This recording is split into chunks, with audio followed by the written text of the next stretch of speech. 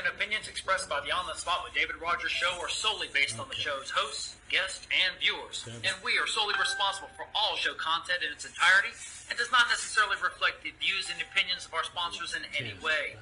These broadcasts are presented and made public by the On the Spot with David Rodgers show in the hope that it will be entertaining and informative to our viewers and listening audience.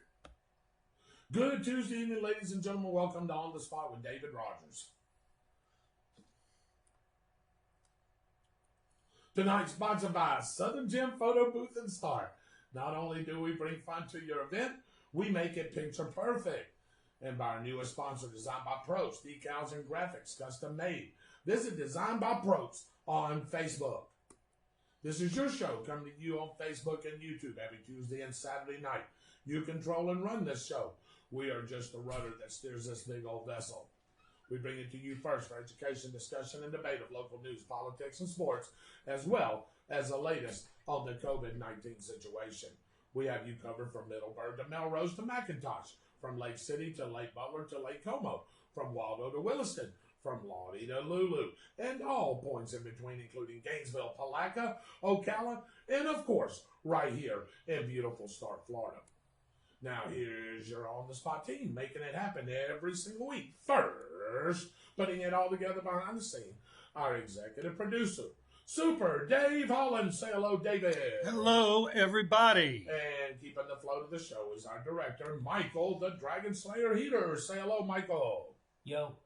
How about that? Rounding out the team is Austin Storm Chaser Stevens and John Better Than Snopes Protes, which are on special assignment tonight. And our great media partners, WEAG Eagle Country 106.3 FM and the Bradford County Telegraph. And now our co-host, to my right and your left, with local news and breaking information, Mitchell, the local voice on current events, Gunter. Good afternoon, everyone. And now to my left and your right, he is our historian and governmental whiz and our political affiliate, Byron, the freedom fighter Bagwell. Good evening, infidels. All right, and I'm your host, David Rodgers, the voice of the Bradford High Tornadoes, and the show pony. Welcome to the show, ladies and gentlemen. We're coming to you live from the On the Spot studios right here along historic Call Street in beautiful downtown Stark, Florida. Only 595 miles from Mudlick, Kentucky. And actually, I know where Mudlick is, Dave. You know that? You know, I know that? Yeah, it's right next to Swampy Land. No, it's right there by Dirty Spoon, Kentucky.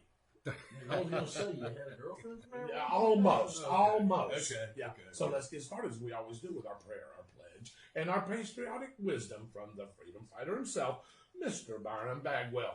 Let us start off with prayer. Our righteous Heavenly Father, let us once thank again for a wonderful and glorious day, dear Lord.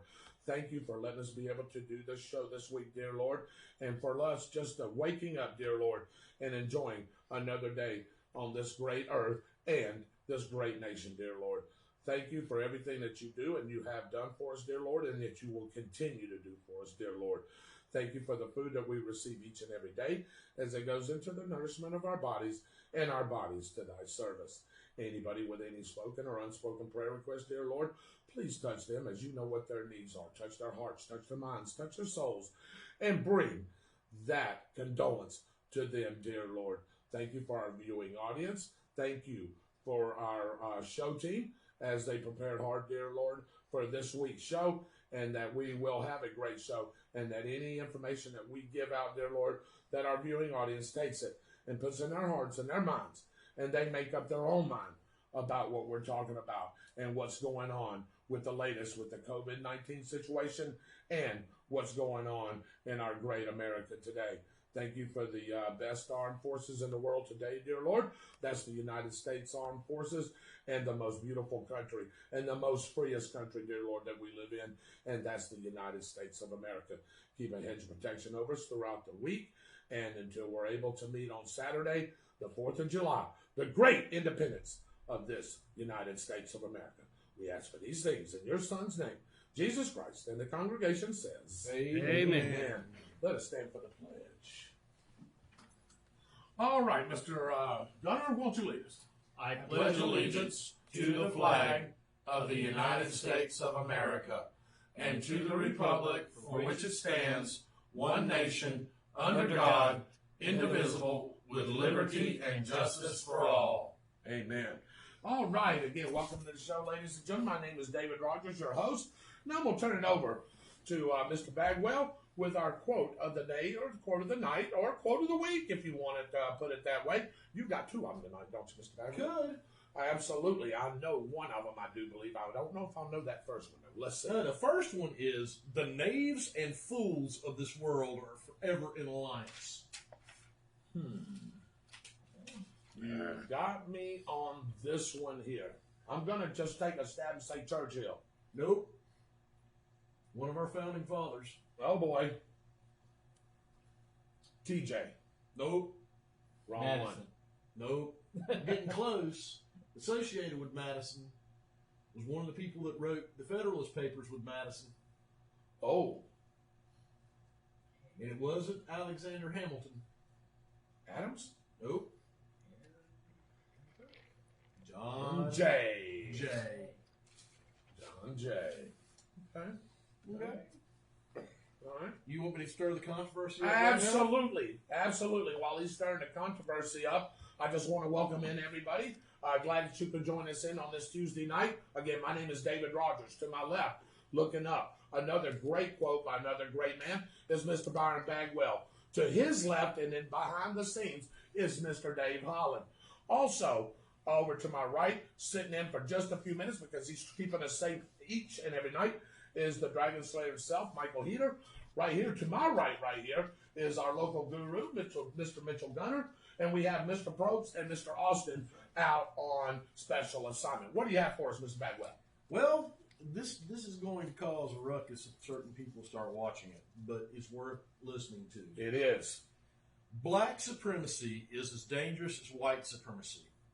And God is not interested merely in the freedom of black men and brown men and yellow men. God is interested in the freedom of the whole human race and the creation of a society where all men will live together as brothers, and all men will respect the dignity and the worth of all human personality. And if y'all don't know who that is, ladies and gentlemen, that would be the famous man himself, led the Million Man March, and Nope. that would, no, Million Man no, March. He it's was not. long Y'all passed away. passed away from that. But it's Martin Luther King, by the way. Martin Luther King. Yes, that's exactly right. Sunday morning, April 4th. Yep, that's exactly right. Before we delve into today's latest, we want to recognize our great sponsors who have been working hard with limited staff and changing hour. This is our sponsor spotlight. All right, Fun Point Food and Arcade, Southern Gym Photography, Miracle Automotive and Recovery, and Dependable Waste Services. Williams Jewelry on Call Street. Brittany Lee Ann Creations. Saban and Schuster Law Offices, and the Downtown Grill. Harry Business of Start, Boogie Night DJ Service, designs by Probst, and on-the-spot lawn maintenance. Thank you for all our great sponsors. We can't have this show without those guys, so thank you very much. Let's get on. Now, here's your quick and dirty. Tonight brought to you by Fun Point Food and Arcade and Star. Check out the all-new menu on Facebook or visit them at www.funpointstart.com. Lightning is the cause of a small fire that broke out under a home north of Stark this afternoon. Bradford County firefighters quickly extinguished a smoldering fire at a home on Northwest 45th Avenues, and thank God there were no injuries. One person was seriously injured when an ATV overturned in Hampton on Sunday. The adult male was thrown from the four-wheeler and taken to a local hospital. This crash is still under further investigation. Marion County deputies are searching for a Kubota tractor, a bush hog, and a four-wheeler stolen from a home on Southwest 109th Place near Ocala, Florida. Anyone with information is asked to call the MCSO at 352-732-9111. Columbia County is asking for the public's help in solving a homicide that happened in February. Lynn Bill Curtis died from a gunshot wound at his property on Donovan Glen. Anyone with information, please call 386-758-1095. And as always, you can remain anonymous. Here now is your weather update, sponsored by Austin's Weather Service out of Keystone Heights. Find AWS on Facebook for the latest and greatest information. All right, Mr. Michael Heater, it's all you there, my brother. Hey, good evening, everybody. Boy, I tell you what, it has been a scorcher for the last few days. As a matter of fact, we've had heat index pushing the triple digits over the last 48, 72 hours now. Well, only getting some relief from passing thunderstorms that have been moving through the area. We're going to see a slight change in that, though, as temperatures are going to slow down or drop down just a little bit. But the storms are going to be on an increase, looking at about a 60% coverage tomorrow and increasing to 80% as we go through Thursday and into Friday. Look for highs this week to top out in the mid to upper 90s, starting to drop off into the lower 90s. We get into Thursday. Lows will be in the low to mid 70s. Again, scattered showers and storms across the region at about 50 to 60%. Usually breaking out anytime after 2 p.m. The tropics are quiet thanks to that Saharan dust that blew across the state. So it's as the dust settles, so to speak, we're looking at we could see an uptick in some tropical activity, but at this point, all is quiet along the eastern front in the Atlantic, the Caribbean, and the Gulf of Mexico.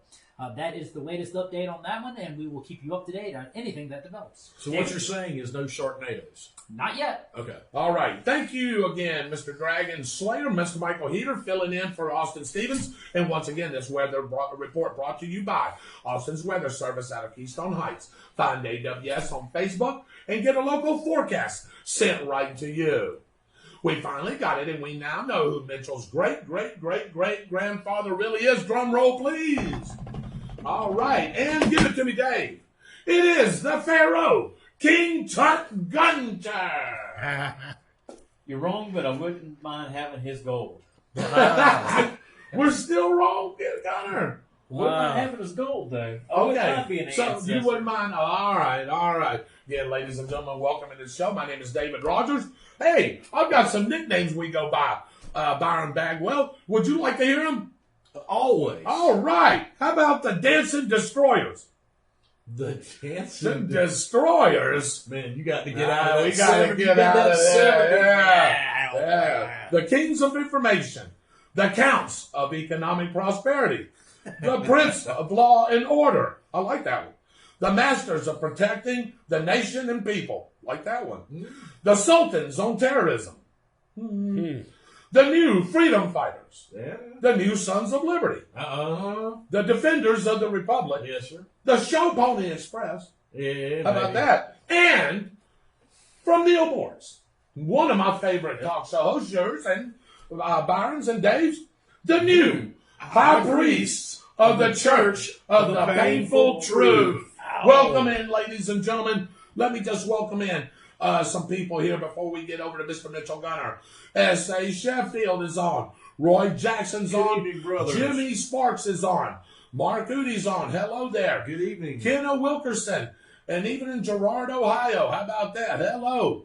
Noah Gibson's on. Dwight Allen. Someone greased up their hair tonight. Go Grease Lightning. All right, I'm going to leave that alone. Just an update. Jack did real well with his corduroy clean out. He is resting good. I can bring him home at lunch tomorrow. Thank you for all your players. Kenna Wilkerson, thank you for joining in. Even though you live in the worthless nut state. I mean, Ohio. Did I really say that?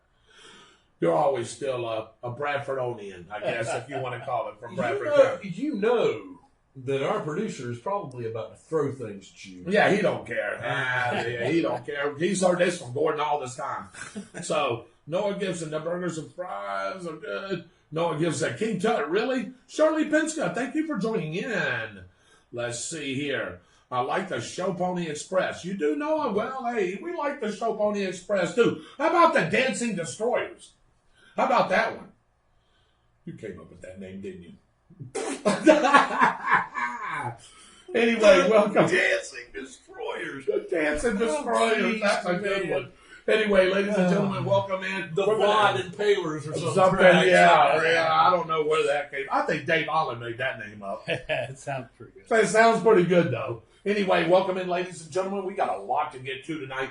We've got a lot of subjects to talk about. Byron, you know, hey, we're going to talk about the COVID a little bit. We're going to talk about what's going on in our great nation today with Antifa, BLM, and other things as well. Mitchell Gunner is going to hit on some COVID stuff, too, and some things that are going on locally. We've also got just as soon as Mitchell's report's over, I want to get to that Bradford County Food Pantry. Boy, we got to hit that hard and heavy. We've got a video that I want everybody to see. I know some people's already seen it, but I want them to see it again. I think we're yay close. I don't know that number right off, or do you?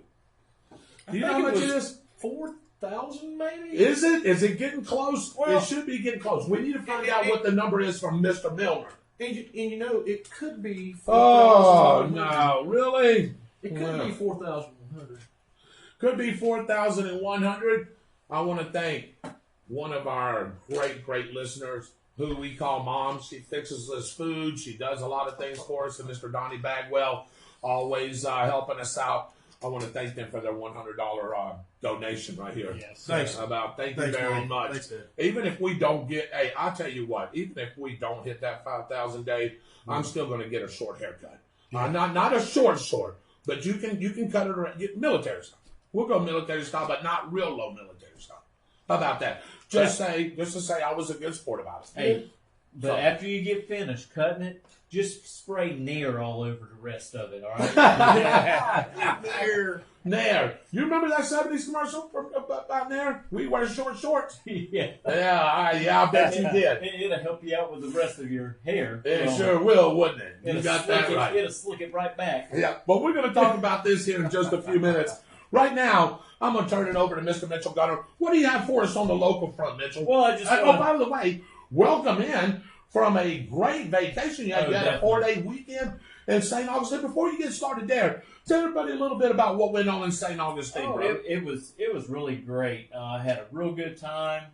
Now, if you do go over to the St. Augustine area and you want to do shopping, the downtown area, you will have to wear a mask. It is mandatory. That is something they just ruled this past Friday. A lot of people following the rules. I didn't see no rule breakers really. But if you're on the island, that's a different government body. So you don't have to wear a mask over there. You know, it's kind of odd. I've been in Alachua County 2 or 3 times this last week, and what I'm seeing is every place you go in Gainesville, they're going to wear masks inside of any place they go. You start moving out, and it's about half the people wearing masks and half not. Right. You know, Alachua and High Springs and Newberry, places like that. Some of them just. Right. No. Well, I talked to a lot of business owners over there because, COVID-19 has really hurt a lot of small businesses, and that's what is usually downtown. And a lot of them were saying that, the business is starting to pick up and everything. But one thing that they really do miss is there are people coming in from international areas, from overseas in Great Britain, from Colombia. They have a lot of people come from Colombia. Right. And also from Canada that comes down. And since there's a travel ban, those people can't come because, we're trying to protect our own citizens, right. Which I totally agree in 100%. But he said, one of them said, actually, I shopped in the store today. Every time I go there, I'll buy something. He said, with people just coming in from some of the other states and local people from Florida, he's actually can stay pretty stable and be able to make some money and also pay for his rent of the store. Good. And now we're starting to hear some of the beaches are starting to close Yeah. for the 4th of July weekend. Yeah. And so far, St. Johns County has not done that. So I hope they remain open because that's a big moneymaker for all these counties along the beach line. Both on the West Coast and on the East Coast. And, like I talked to several owners, if the government comes in and says, what, we're so high that we're going to have to shut the government down, almost every owner said, we're not shutting our business down. Amen. We're keeping it open. If they want to try to find us, if they want to do whatever they want get to do, us. they can try to do it to us, and we'll turn around and file a class action lawsuit and try to save our businesses. And you can't blame them.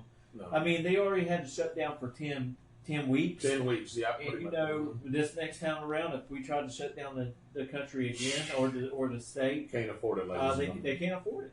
Now, I can tell you one beach is not going to shut down. they're not going to shut the beach down. And that's the beach in Keystone Heights. That's exactly right. They sure aren't, are they? No. No. Silver Sands Lake is not going to shut down. No. Especially in my backyard. There you go. Hey, why don't you read who Mitchell's sponsored by tonight? Oh, yeah. Up to now is Mr. Mitchell Gunner. Brought to you tonight by Miracle Automotive and Recovery in Stark and McClenny. When you have an automotive crisis, don't pray for a miracle. Call Miracle. That's right. At 904-368-1114. And that would be Kurt and Kenny Miracle. Yes, sir. Great people. Great people. They sure are. But over St. Augustine, it was great. Got to spend plenty of time with family and friends. We didn't go to a lot of places as we usually do. We more or less just sat back and relaxed on this trip, and walked over to the beach several times and got in the water. I know me and Zane, my son, we were in the water up to 9 o'clock last night. Actually 9:30. Yeah, that picture really indicated it. Is that the one where the lightning was coming through a little bit there? That little storm off the coast. Yeah. It was great. We was out there in the water. We was watching the lightning show that God was putting on for us. And Man, we it was was pretty also good. watching fireworks down the coastline. Someone was shooting off, and we were having a good old time. Yeah, and by the way, Dave, I know you're busy over there trying to get our food pantry video together, but how was your couple of days down in St. Augustine? Why don't you tell us what was happening with you and your family? Oh, well, we swam in the swimming pool and Yeah.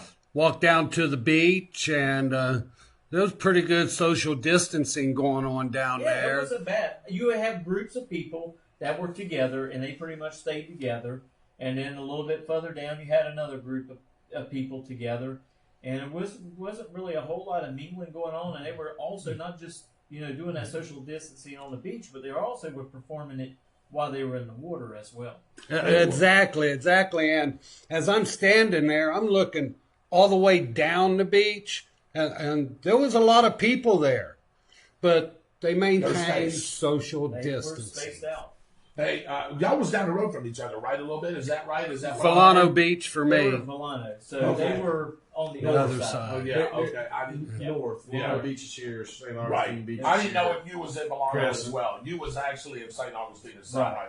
Okay, I got Yeah, you. A1A Right there down there across- on the beach. Right there across from the fishing pier. Oh, One of the best spots to take pictures. I love going down there, taking pictures of the sunrise in the morning, and just doing some recording, as you could probably look on my Facebook and see. Yeah, that was nice. The waves just crashing in yeah. a little bit, just beautiful. The sunrise was beautiful, and I know y'all gentlemen had a great time. And me and Mr. Byron Bagwell, we was holding the fort down here while y'all was enjoying some sun and fun. But that's all right. One of these days, we're all going to get together and go have some sun and fun pretty Sure. soon. Well, I tell you I'll what, tell you right now. I don't know about Dave, but guess what? I didn't watch no news.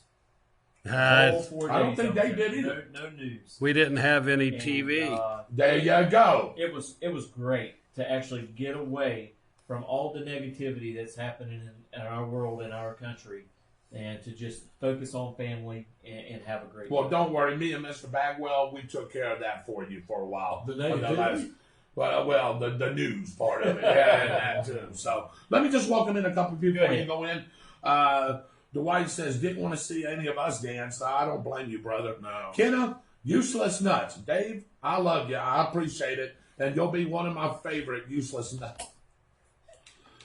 You, Dave. I'm going to put that one to you there.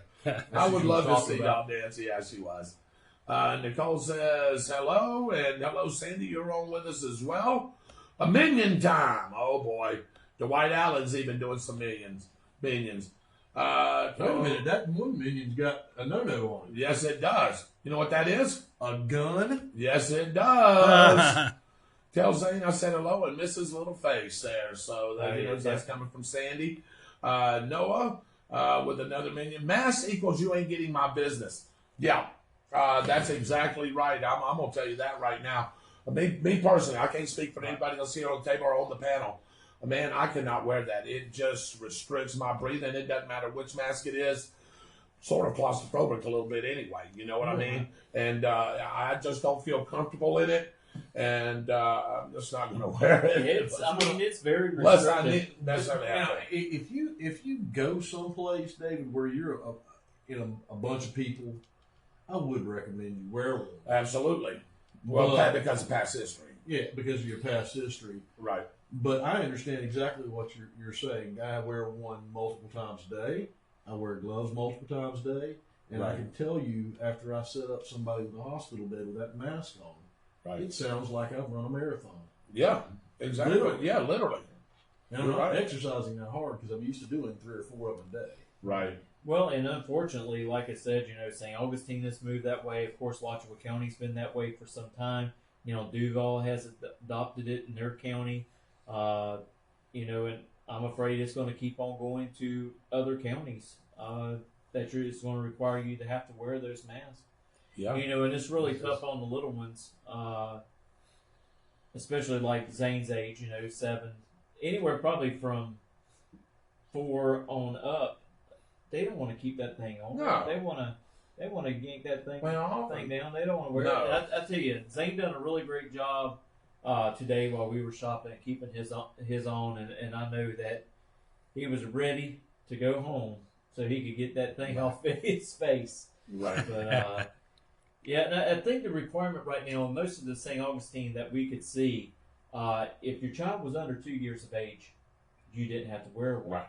Now, Alachua County, they stated a while back, if your child was 6 years of age and under, they did not have to wear it. So, it is what it is. It is what it is, yeah. And I'm afraid more and more counties are going to require it. More and more stores are going to require it. Before long, we're going to have to wear them regardless to wherever we shop. We're not going to find a place to go in without having to wear it. Here we go. Sandy says, everyone party at Mitchell's this weekend. He just said it's open. Dwight Allen says, protest for freedom at Byron's. And then Sandy comes back and says, sorry, I'm at party at Byron's. He just said it's open. Let's go. Bart's watching. Nicole says, Sandy Freezy Acre misses you too. Chris Coffey's on. As long as we don't start irritating the next door neighbors, I don't care. Yeah, that's it. The lake's open. Hey, You know that how may you be- do- you know how you take care of that? You invite them over. Yeah, that's true. The ones on the right would do that. The ones Those on the left? No. The ones on the left will probably have an issue with that. But Yeah. that's all right because they're older people. Yeah. And they have grandkids over there all the time, and I can understand that. Yeah. You just have to be careful with all of that, how late it goes on. Chris, hello, sir. Say hello to Chris Coffey there, guys. He's waving at us. Hey, Chris. Sandy Smith is on, Sheriff's wife. Kenneth says no news, HGTV for her. Dwight says life without TV is great. Mom's on. Say hello to Mom. Hello, Mom, and you missed it earlier. Yes, you did, but we'll go over it again. I can tell you that. I wore one at work for 10 minutes and was out of breath. Me too. I don't like it either. Leon County, you have to wear a mask. That's Leon County. That's Tallahassee. Anthony Black already says it's mandatory for everybody to wear one there. Everyone, thanks you and Dad for the donation to the food bank. Absolutely. And we'll go back over that again. You got your nice little check right here. That's for sure. And we'll be talking about that here in just a few minutes. St. Augustine, you have to wear it if you're 2 years and old and up, is what you just said. That's correct. So, all right. And Chris Coffey back on again with us. So, Mitchell, go ahead. What do you have for us in the local? First, someone's dive into the Bradford County School District to let all the parents know out there. The schools are asking for parents to complete and return a school survey. You can actually find this school survey if you go on to the elementary school websites. I mean, not websites, Facebook pages. And you can find that, click on it, and you can fill it out. And what this will do is help the schools plan for a safe return in August. And also, speaking of the Bradford County School District, they received funds for a new school. The funds for this project is $39 million. The Bradford County School District will receive its first of 3 years funding here at the beginning of this coming school year, and each one of those are for $13,178,063. Yay. And this is something that's been needed for a very long time. And what this school will do will actually help replace Southside Elementary, Southside Elementary's been having a lot of maintenance problems over the years. And, you know, it's no one's fault. It's a very old school. And a lot of people don't think about things like what's in the ground as far as water pipes, supplying waters for the restrooms, and also what's going on above in those attic spaces. Well, that school has been there since I was there. Yes. It's still the same buildings where I went to elementary school. Don't quote me, but I think the school was built somewhere around the 1960s. But I will look into it, and I will give you the exact date this Saturday night when that school was built and opened up. You know, there has been a lot of people who have been active in this to make sure this goes through. One of those is Ron DeSantis. Right. We got Mr. Bradley and also Mr. Payne. And also we have several people right here in our own backyard that has participated and tried to help get this grant money to come in to help fund it. We have been talking about this all the way back since Chad Farnsworth was superintendent. He was working on it then. At that time, they were going to place the school out there off the State Road 100 and Mingdary Road. And then those plans have changed, and now that will be now placed behind the ViStar, right off the 301. That's the place for it now, in 144th Street. I think it's a great location, and not only is this going to help Southside Elementary, but this is also going to be the place for the new middle school. Right. So the plans is on one side is going to be the school for the elementary students. They're going to have offices and stuff in the middle, and then the middle school will be on the other side, and this will help separate the younger kids from the older kids. Right. So I'm just like to see what the plans are going to be for the area now that the middle school is, and also where Southside Elementary is located. Have you heard anything have you heard anything possibly that may be put on there? Do you know of anything that's... I know of it, nothing. Yeah. Now, it's very possible the school may sell that land where Southside Elementary School is at. Right. And they can put that back into their funds to help fund other things in our school district. Right. And also, like the middle school area, you know, we can expand our sporting complex for the high school there, and also, push comes to shove, we can change our driving range from where it's located out on 16. Right. Make that whole area out there for our driving range for a truck drivers going through school, and also those who are trying to get their license to drive buses. Right. So I kind of like to talk to Ms. Creighton and see what the plans are for those two areas in the near future. We're hoping to have Ms. Creighton on at some point, which I'll get into talking about our political candidates, and I'll talk about that here in just a few minutes with you. So. Now I will drop over to the COVID-19. Hold on 1 second. There's a question about the schools. Okay. Is there any thought to make the Southside Elementary School and Stark Elementary School two different schools, one for K through 3 and the other one from 3 through 5 or 3 through... I have not heard anything like that, but that would be something that we can actually talk to Ms. Creighton when she comes on, or I can reach out to the school board possibly tomorrow or the next day and have something for us by Saturday. Absolutely, that would be K through 2 and 1 3 through 5, and Ms. Bagwell is the one that's saying that. Right. And normally when she says stuff like that, she's hearing it from somewhere, from teachers. It's very possible that's what they're going to do as well. Right. But I tell you what, I have seen the rough sketches of this new school, and I'm going to tell you, it's going to be super nice. Right. I mean, it's going to be great, state of the art. Money's going to be very well spent on it, and like I said, I like to thank everybody involved, all the way back to Chad Farnsworth days, all the way up to now to Stacy Creighton being the superintendent and making sure that we did get this funding put in place and secured. So good deal. All right. Of course, got some COVID-19 news, but before we get to that, I've got a question for you and Mr. Bagwell and Mr. Holland. It comes from the sheriff's wife, Stephanie Smith. She says, what's really starting to be a problem to me, when I'm out and shopping, I'm noticing a lot of the restrooms are closed in the stores and businesses, which I get, but it does make it hard at times. Sure. Actually, if you go to a store in another county, because I have not seen none in our county that have closed their bathrooms that I know of, but for a store to operate, they have to have public bathrooms for their shoppers.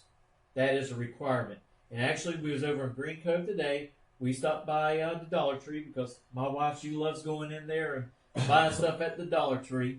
And one of my boys needed to use the restroom. He went in there, says, no, we got bathrooms, but they're for only employees only. So you know what I'm doing tomorrow? I'm calling Clay County. Yep. And I'm going to ask them, why in the world are stores operating with public bathrooms closed? We do it every day at the what is it called? It's not the care center. Doesn't matter. Go on. It's where I work out of for hospice. They Right. have it closed. It's the hospice attic on Bryan Boulevard. We don't allow customers in the bathrooms right now. Now, my shop, my bathrooms are open to my customers. Right. If you're walking in out the that's a totally street, That's a You totally haven't different been story. That's tested, right. temperature tested, don't wear a mask, I'm not going to let you in. Right. Right. Right. You know, I mean, I got a responsibility to the people that do business in my business. Common sense. But technically, you are supposed to have working bathrooms if you have a business open for your employees and also for. Now I don't know people what shopping. I don't know what the actual law is on that. If you have to, do you know it, David? Do you? Okay, so Dave, explain what the deal is with the bathroom. The law is if you have a business, you have to have a bathroom. Okay. It's open to the public. Do you have? Do you? It's open to your customers. It doesn't really specify state. who it is, right? Right. It just Okay. says you have to have a working bathroom with hot Right. cold water and a sink. I think that's up to store owner policy. Exactly. Of who can use that bathroom and who can't. I do believe now that may even break down further to privately owned businesses. You know what I mean? To the Or nonprofit, or like nonprofit. like I work Yes, for. and that's exactly right. So Well, I'll you'll check have on a it. good call I'll check on for it. sure tomorrow. I'll There's no definitely doubt. check onto it. Also, I'll look through on the state's website as well. And Who wanted to see- use? Who was that? Was that Zane that wanted to use? No, the it was my oldest boy. the oldest They- boy, but still. They would not Okay. let him. He's And Nikki's 50. in the store shopping. Yeah, Nikki's in it. They Right. could have let the man use the restroom. What Nikki should have done is took all the stuff up at the counter and said, well, if he can't use the bathroom, then I'm Here not it going is. to buy this, and you can stock it all back up on the shelf. Yeah. That's what I would do. Right. Yeah. I mean, an Yeah. adult, you can manage to get by and go somewhere else. A child. that's a totally different story, and that's what really ticked me off. And like I said, I'm gonna look up the laws on that and see what's specified. That's good. And like you said, I'll report back on it on Saturday. absolutely. You were talking about funding. Did you hear that the state cut the funding for all those projects that are going on at Keystone Airport? Yes. Yeah. Okay, I didn't know if you'd heard that or not. Yeah, they've cut funding for a lot of things. He took out $1 million out of the budget. I think it was. Yeah. I'll have to double check, but I think he cut it $1 million out of the budget For here, for the state. I'm pretty sure. for the entire state. Yes. Okay. That I may be wrong, but I'll double check You mean a billion. because Was it $1 billion or $1 we'll look at it. Let's see if I can bring it up. While he's doing that, John Gardner, who I went to school with, welcome in, John. Hello from Pascagoula, Mississippi. There, Kenneth says, if you're here in Ohio, you have to wear a mask. It's hard, but if you're compromised, it helps, I guess. So I believe that you're right, especially if you're compromised. And I know, and we're praying for him. You and your husband are compromised, and you definitely want to protect yourself by wearing a mask, washing your hands, sanitizing your hands. keeping the social distancing from everybody. So I fully agree with you there. Me and Byron actually had this talk today, and we're going to get into that a little bit into his section, some on that as well. So absolutely. Let's see. Shirley says, "Oh, you got that one." It is 1 billion. It's 1 billion. Yeah, Okay. you cut 1 billion. 1 billion. See, that would make more sense. Right. because Sorry, 1 I don't know billion why I was thinking 1 million, but dropping a bucket. Stephanie billion. says, "I wear it pretty much talking about the mask all day when I'm at work, but with my type of work, I really feel it's the safest for me, but it does get hot," she says. Yeah, And and I'm that's assuming true. it It's does. same Yeah. with me. Yeah. it does get toasty. Dwight Allen says, "I shared a video from Texas where they are changing the COVID definitions. I guess they can't get enough cases, so they are making up new things to jack up the numbers." They've been doing that since the beginning of this. it. Mhm. Die in a car crash, you died from COVID. Yeah. There are cases that have been documented where they've done that. The hospitals are jacking up the numbers of COVID cases because they're being paid more. More. Yeah, Yeah, more money. more money. People get paid more.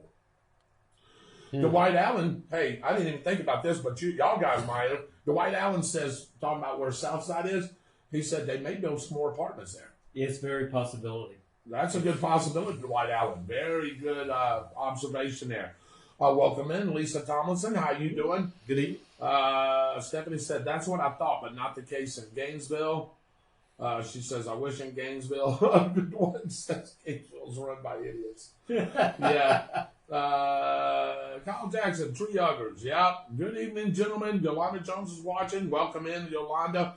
We are on the spot with David Rodgers. I am your host, David Rodgers. To my left right here, one of my good friends, one of my best friends, Mr. Byron Bagwell. One of my other good friends and one of my other best friends, Mr. Dave Holland. Right here to my right, keeping up with the local report, my other good friend, one of my other best, and the Beach Bum, Mr. Mitchell Gunner. Welcome in. You heard Mr. Michael Heater earlier. What else you got for us on the local side there, Let's brother? go ahead and get into the COVID numbers. Oh, real boy. quick. Right now for the state of Florida, we're at 152,434. Now, 2,653 of those are non-Florida residents. Good county by county breakdown. Bradford has 83 with 2 deaths. Now, to get to testing, the numbers of tested here in Bradford County is 2,578. Union County has 63 and 2 deaths. Alachua County is now at 1,197 and 12 deaths. Clay County is at 713 and 34 deaths. Putnam is at 339 and 6 deaths. Duval is now at a whopping 6,207 with 64 deaths. St. Johns County, 948 cases with 7 deaths. Flagler, 310 with 5 deaths.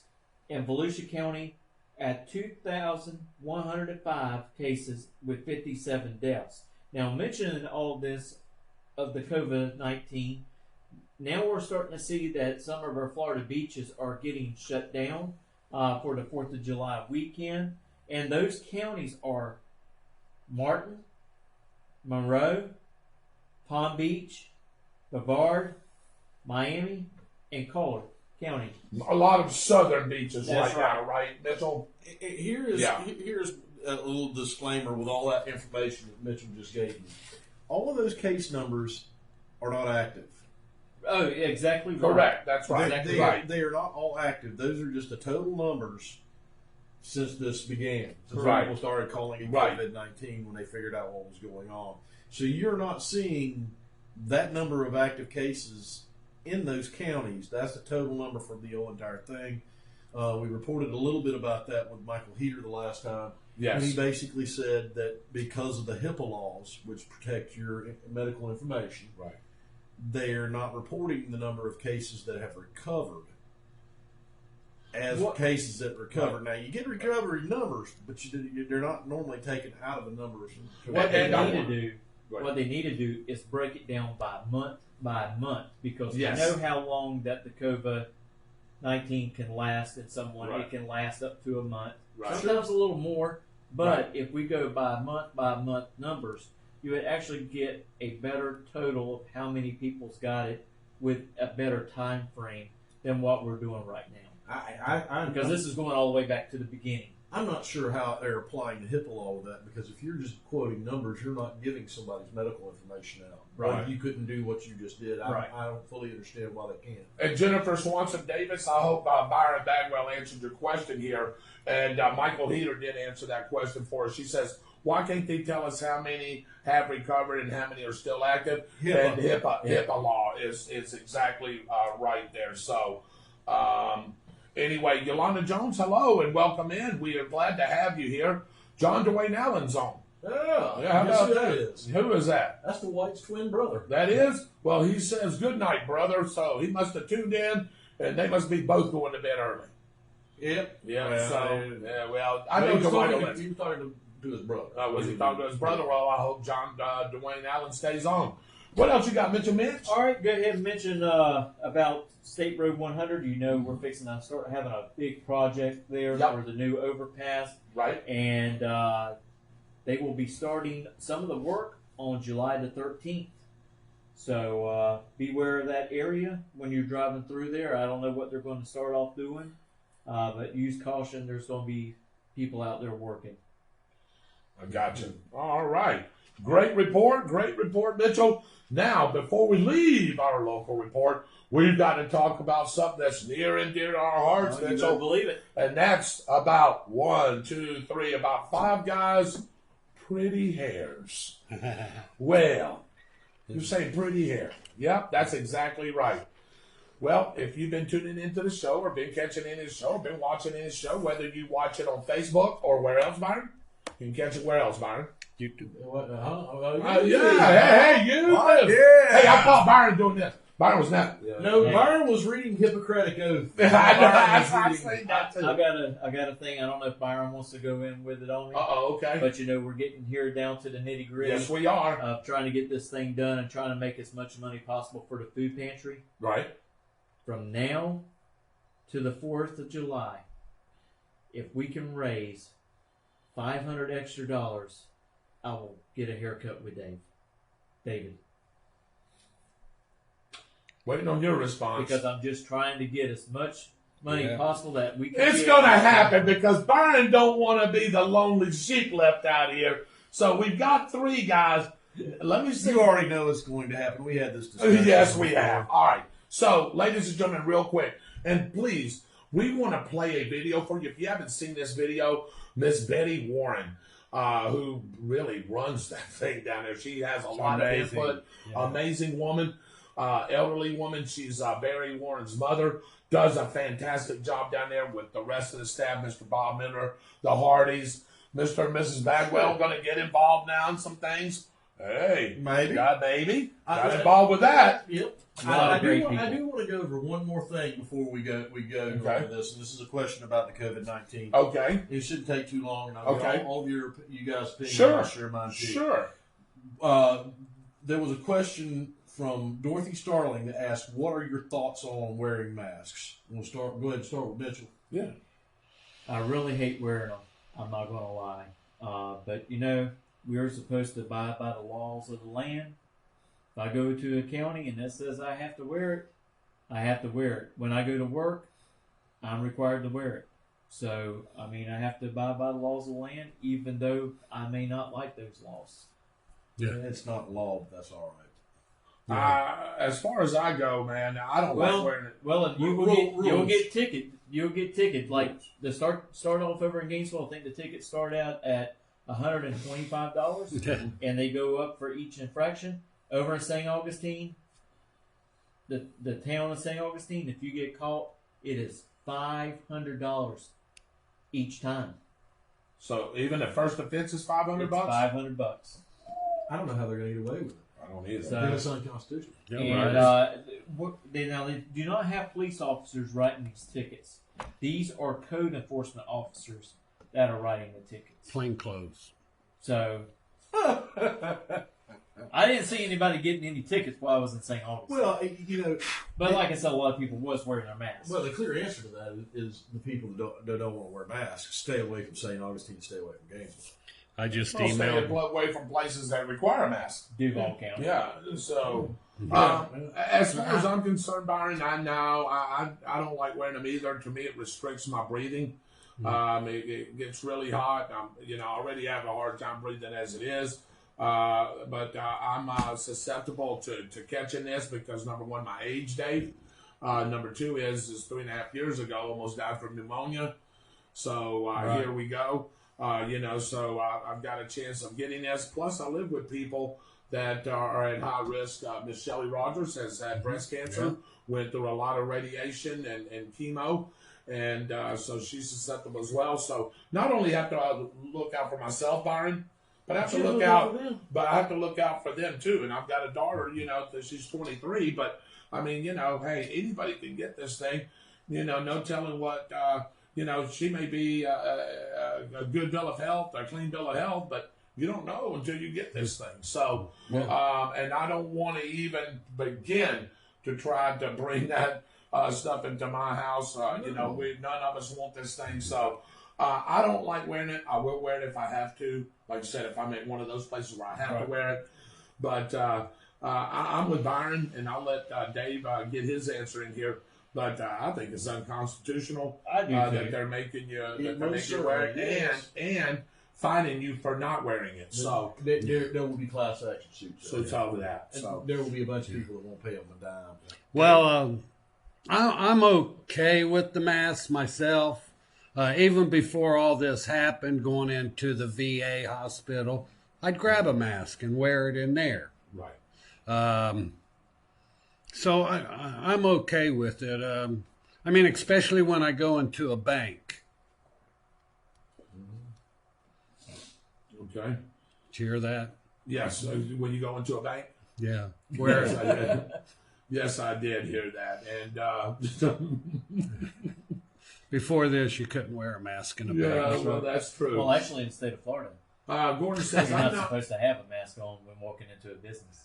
Especially if you're concealed carrying, Right. because that's 2 felonies. Right. By the way, Gordon, welcome in. We love you, brother. Hey, Say hello to Gordon. Gordon. Good evening, Sheriff. Hey, Sheriff, you're our main man here. Here we go. I'm not sure how they would be able. It would rely totally on the individual reporting. Most recover in relatively a short period of time, while others may take months.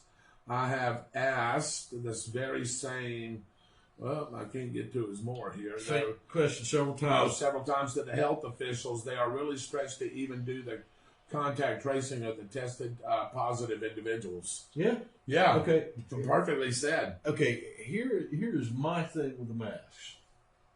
Are there times and places that you should wear a mask? Absolutely.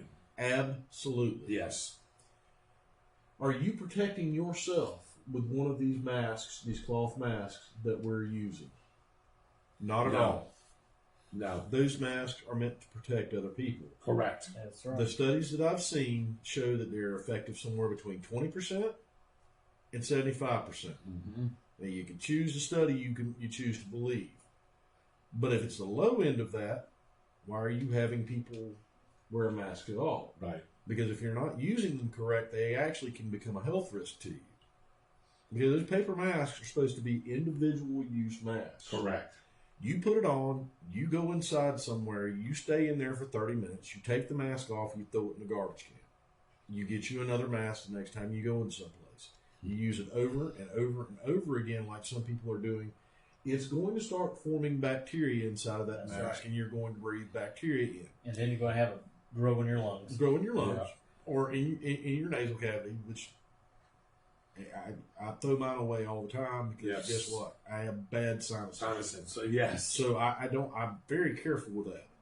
The other thing is to get a correct mask to make you not be able to catch that. You have to have an N95 mask that's been fit tested, and they're almost 100% accurate, 100% effective when you actually wear them, and they're sealed right, and you wear them correctly against not only COVID-19 but anything else getting in there. Now, I wear them into places where we have been told that there is a COVID-19 positive patient. Luckily, I have not been inside of a home when a COVID positive 19 patient has been there. because I don't know how I would react to that. I don't know if I would actually do that. Right. But I can tell you this. If you think these paper masks are restrictive, try putting on one of those fit-tested H95 or N95 masks and walk around with it. Yes. It's like putting a comforter over your head and breathing through it. So there are times and places. Do I believe people should be wearing them in open public? No. And I'll tell you why I don't believe people should be wearing them in open public, especially outside. That's stupid. Period. If you are staying away from somebody, this disease is spread by droplets. Correct. It is not aerosolized. If you are staying away from people you do not know, because you don't know if they have this or not, you're not going to get close enough for somebody to do that to you. Right. Anything you touch when you're out in public, you wash your hands after you do it, or you use hand sanitizer. You're not going to get it. Right. Now, that is the information that I have, unless somebody starts telling me that COVID-19 is aerosolized. Now, I will tell you this. If COVID-19 was aerosolized, the numbers we are seeing right now would be extremely small in comparison, because that means I sneeze in this room, and literally that aerosolization from that disease will travel 12 foot. Yep. Literally. And cover this entire room. That's how the flu spreads, by the way. Yeah. And guess what? What? There's how many of us in this room? Everybody be exposed to it. Everybody would be exposed. But that doesn't mean everybody would catch it. But you're just exposed. Everybody would be exposed. Right. I want them to know that term. Exactly. I really believe the masks are overkill. I believe if people take what? Personal responsibility for their actions, which I know everybody won't. And if you're sick, you're staying at home and keeping people safe from this, then there won't be a problem. Right. But you do have to add in the factor that like John Jay said at the beginning of it, fools and knaves in this world. You know, yes. Please, if you are sick, and it doesn't matter whether you got COVID-19 or not now, please stay at home, because it's extremely important, because if you already are sick, it will actually make you even more vulnerable to COVID-19, because it weakens your immune system when you're sick. That's my thoughts on masks. I know that was long, but I think we needed to answer her. I think the masks are overkill. I do too, and that's a good thought. And you know why that it's from 25% to 75%?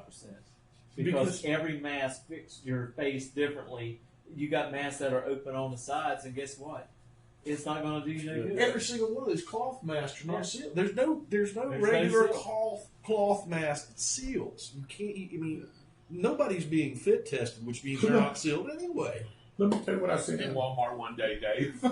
You actually can increase your chances of catching this stuff with a mask that's not sealed, because if somebody sneezes and you're closer than 6 foot and that droplet gets down inside of that mask, you're going to breathe it. You're breathing it in through the mask. I seen somebody in Walmart the other day. I'm not trying to make light out of anything. Had one of the black masks on right here. You know, had it over the ears. It looked like he was wearing it properly. Well, I walked right by him, and all of a sudden I hear, "Kashoom!" The whole mask and everything flies off his face, goes about 4 foot in front of him. I mean, it's all down his shirt. Yeah. All that snot and spit and everything else is down his shirt. And there you go, what Byron just said about that man, about those type of how about those that wear it just halfway on your face? I will say he did do this though. He went and picked that stuff. I didn't see him after that because he went to the bathroom. So I'm hoping he did the right thing with all of that. Because I'll let garbage. Yeah. Go ahead, Dave. I'm sorry. I didn't mean to I just had to say that, Dave. Let's go ahead and get back to all right. Let's get back. So that's where we feel about the face mask and of course the COVID-19. We'll get back on here in just a second, but we got this last week, ladies and gentlemen. How many days we got left, Dave? We got 4 days left, 3 days? 4 days. Wednesday, Thursday, Friday, Saturday, because they got up until Saturday, right? Yeah. Mitchell said if we bring in another 500. So At I'll look 5,000, like this. at 5,000, Byron. At Is 5,000. that scary? Oh, yeah, that real I'll scary. look like this for $500 more. Come on, let's get it So- done. Wow. For $5,000. That choke, man. All right, let me finish. For $5,000. Yes, sir. We're going to have me and Mr. Heater on the barber's chair for $5,000. Yes, sir. Heater is going to Zongo. Yeah. I'm just getting like a crew cut. Like a crew cut type deal. All right. So, now, Mr. Mitchell Gunner, I was going to say $7,500. But now Mr. Mitchell Gunner says, It's crunch time. it's crunch time, so I'm going to drop it down now. So if you get $500 more at $5,500, definitely Mitchell Gunner is going to join. Now, is that bald? No, I'm saying if we get 500 That's more what I said, from at what we 55 have now. Oh, from now. Yes. 4,100. So you may even get Yes. a haircut. So you're forcing me to get a haircut too then. I see what you did.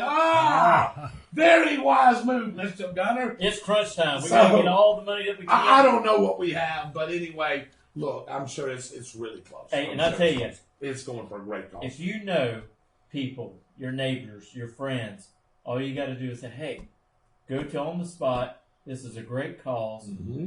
If you don't have but maybe $5 or $2, I don't care. put what Put it you in got. You know, we're not asking for you to donate $500. We're Right. just asking you to donate what you possibly can Right. donate.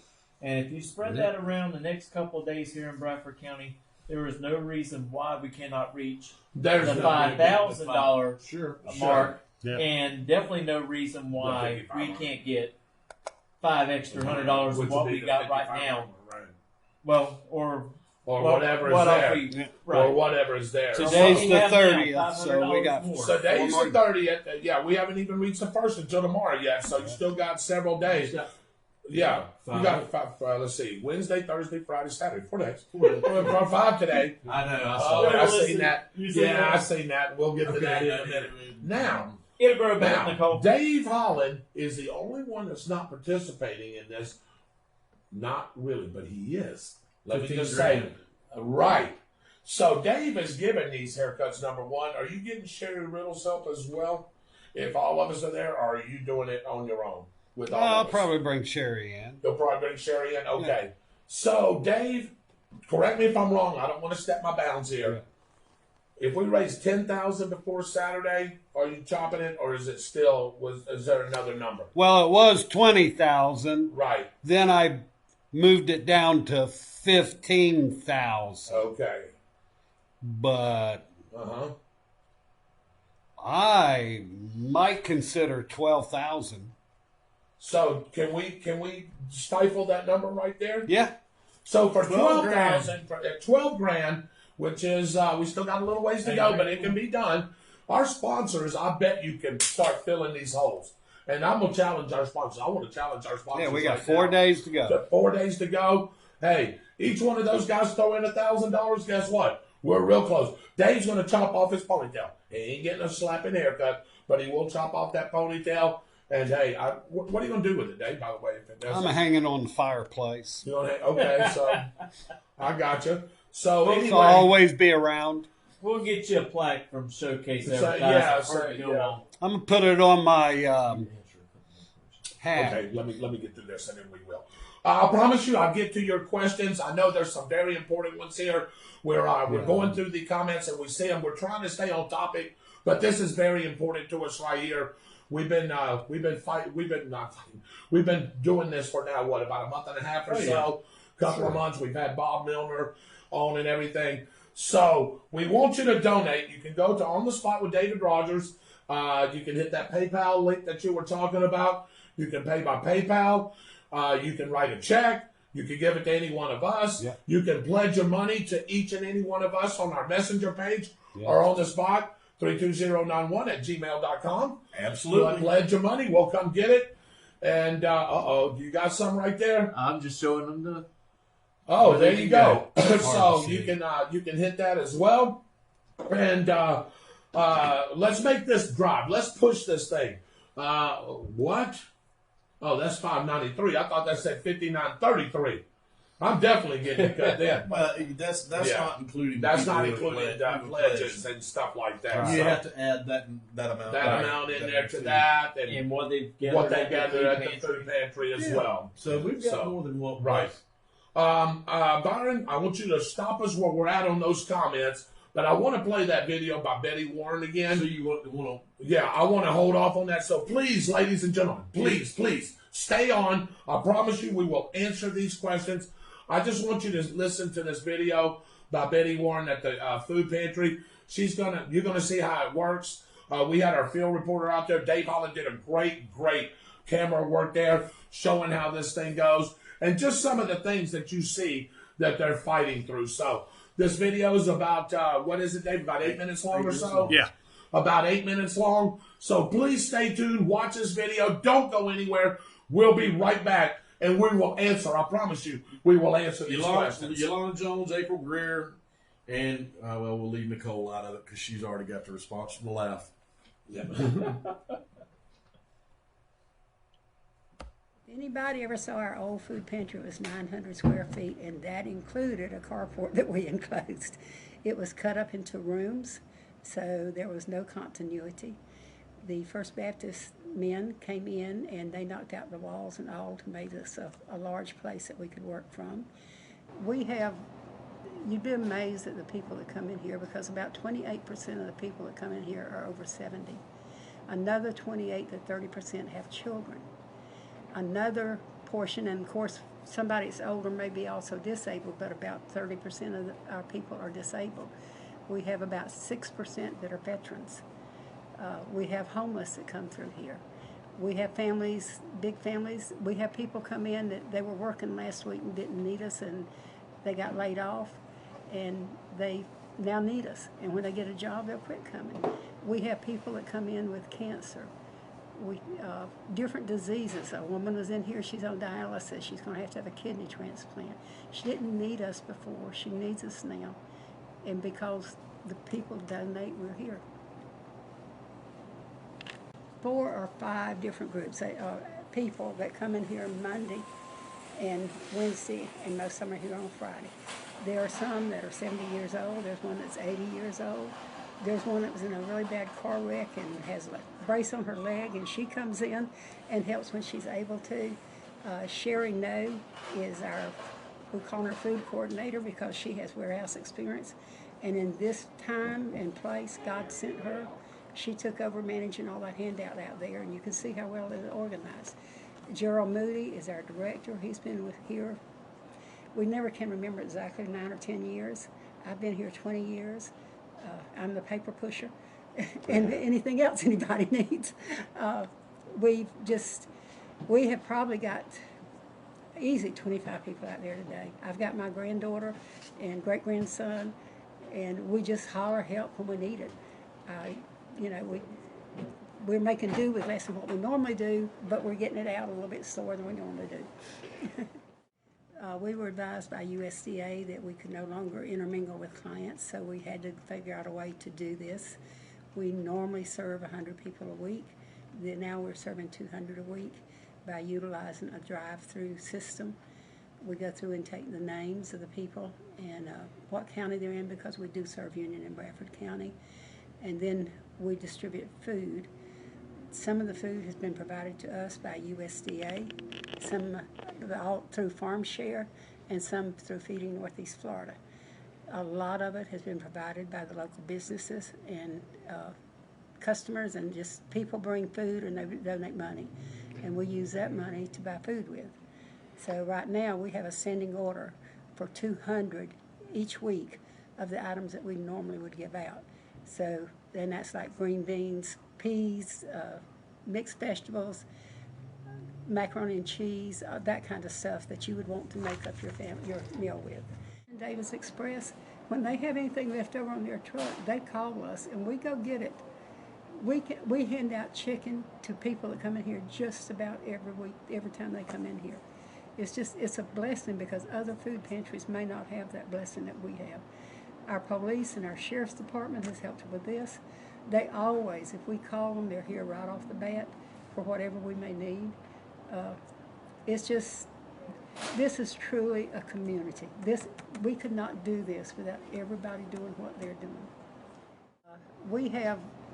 You'd be amazed at the people that come in here, because about 28% of the people that come in here are over 70. Another 28 to 30% have children. Another portion, and of course somebody that's older may be also disabled, but about 30% of our people are disabled. We have about 6% that are veterans. We have homeless that come through here.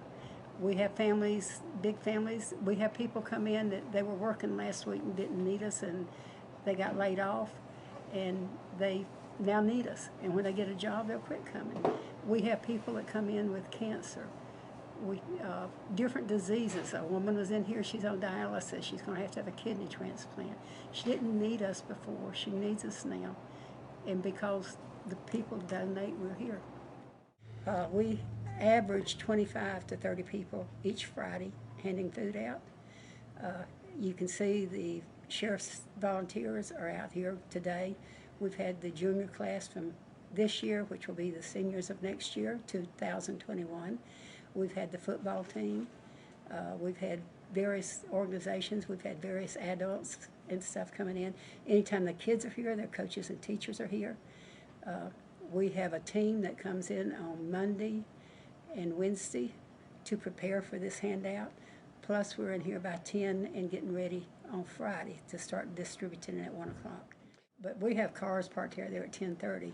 They come in, get in line. One of the explorers takes their name and which county they're in and how many's in their family and why they qualify, because USDA says they must meet the requirements.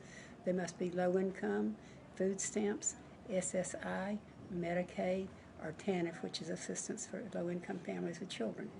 And then when we're ready, then they start directing cars up here one at a time. We may have as many as 3 stations out there to distribute food from. Today, I think we have 2. They're averaging getting 50 to 75 pounds of food each week. Donations are always needed. We take food. If you find something on sale, buy one, get one free, and you can't use the free one, bring it to us. Look for sales. Sometime you can get 3 cans of green beans for $1, which is a steal, but we shop things. We take the money that people donate and we go buy. That standing order that we have for 200 of everything we are giving out, that's being bought with the money that has been donated here. I have never seen the response we've had through this. It's just been amazing. It's unbelievable. I've been here for almost 20 years, and I've never seen anything like it.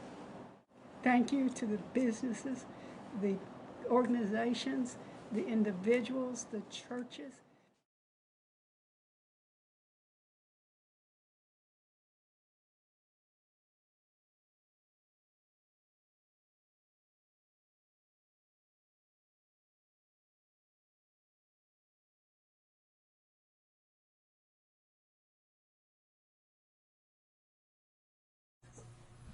All right, ladies and gentlemen, I hope you enjoyed that. That's what's going on in our Bradford County Food Pantry. That's why we feel and deem this is very important to all of us. So hopefully you will be able to see us all get a haircut on Saturday, July the 4th. Isn't that ironic that we picked July the 4th, isn't it, Mitchell? That's right. Hey, the independence of this great nation. I can tell you it's still a great nation. I don't care what anybody says. I don't care what's going on, Mr. Byron Bagwell. Me and you talked about this extensively. This is still a great nation. It's the greatest nation in the world today. And if you don't believe that, just ask us. We'll tell you. So anyway, I want to get to a couple of comments here. Raymond No. Do you know Raymond No? Yes. Raymond No, welcome in. Thank you very much for joining us. Only for the show? Okay. Yeah, I may know him from otherwise. Yeah. I know so many people I can't keep up. Raymond No, thank you for joining us. Wearing face masks in cars is pushing a little bit. Gordon Smith says, I'm not sure how they would be able, would rely on, on the individual most recovery. And we read that one, didn't we? Yes. Yeah. Yolanda Jones says, I hate wearing them. They make my eyes watery and red and my eyes burn, but I wear them when I am out. Yolanda, I want to tell you this. Please sanitize that mask regularly. Yes. You can give yourself all sort of infections from wearing it over and over again. One of them you can possibly get infections in your eyes from it too, because when you breathe, the holes in the mask come up to your eyes. The other thing is the way you're sanitizing it may be causing that through an allergic reaction. If you're using something, saying soap or laundry detergent to clean that with every time, it may be affecting your eyes. And speaking on that, Byron, actually, if you do have cloth masks that are washable, you're only supposed to use them for 2 weeks, and you're supposed to discard them. Discard. Yeah. They're only good for 2 weeks. Yeah. You can't wear them all the time. So, April Greer Dickinson, what a great question, and I've got the answer. And Mr. Bagwell probably have the answer here for you. So maybe Mr. Gunner, how would that affect concealed carry? Byron, you want to answer April's question? As far as I know, and Gordon can correct me if I'm wrong, it's against the law in the state of Florida to wear a mask while you are carrying a gun. Yes.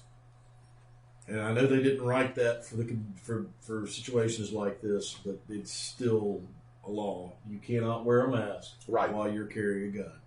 So, and Gordon is on here, so he'll correct us if that answer is wrong. But we do believe we're right on that one. What do you think about the kids wearing masks in elementary schools?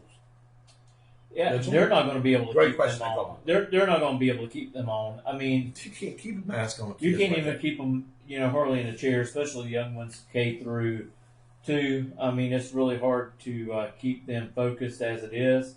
Trying to keep them focused with a mask on for 6 hours, it's not going to happen. There's no way. The teachers, I pity the teachers that are trying to Yes, do that. I do too. They won't teach anything except you need to wear your mask. I know one thing they are looking at is actually putting up shields around their desk, the plastic shields around their desk. That's one option that they have looked at. But as far as those masks, you're not putting a mask on. It ain't gonna fly. If you may get one good hour out of a kid with a mask on. Yeah, you're gonna be lucky to get that. I have a question Sure. that I don't know if anybody's thought about. How in the world are you going to keep a band room sanitary with this? What now? A band room sanitary. Oh, yeah. I was thinking about that same thing. thing. A spit valve on a brass instrument? Yeah. Yeah. That's a great question. How are you going to do that? And I'm not trying to cancel band classes. I really am not, because as most of you know, I used to teach band. But Byron, let me ask you this. Impossible. You were a band teacher, and I was involved with the band program for quite a bit.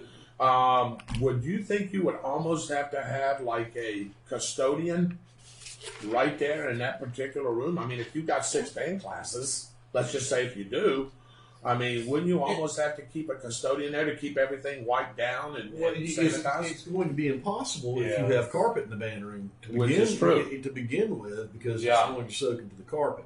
Right. The problem becomes with that sort of thing is you're dealing with spit. Yes. Literally. And it's every instrument except for the percussion. Right. And you're not going to keep that room sanitary. No. It's impossible to keep those rooms sanitary. You can't do it. So, that's one of those things I just don't know what to say. That's a great question to bring up to Miss Stacy Gray. It'll have to be don't exercise caution outside, 6 foot apart, and do everything outside. Well, the reason 97 degrees at 12 o'clock, and you're going to have a group of middle schoolers and high schoolers sitting outside. Do you know? I can hear that now. I used to have bad enough problems as it was with marching practice. Oh my goodness, man! The reason I said that, Byron, is because Coach Thompson, we had him on, and if you remember him saying that he's having to keep his area sanitized as well. Completely. So I don't know if this would be a great question for the band teacher or to somebody. That is a great question. There are ways you can help keep it sanitary. Right. There's no way you're keeping that whole entire. No. There's no way. They'll just have to wear their mask while they play their instruments. Wow. Jesus Christ. I want to see Byron Bagwell play his trumpet with a mask on. You don't want to hear me play trumpet. Okay, how about a French horn? Now you can hear me play French horn. Okay. But you don't How about with a mask? Did you do it? Ooh, he's thinking. He's thinking.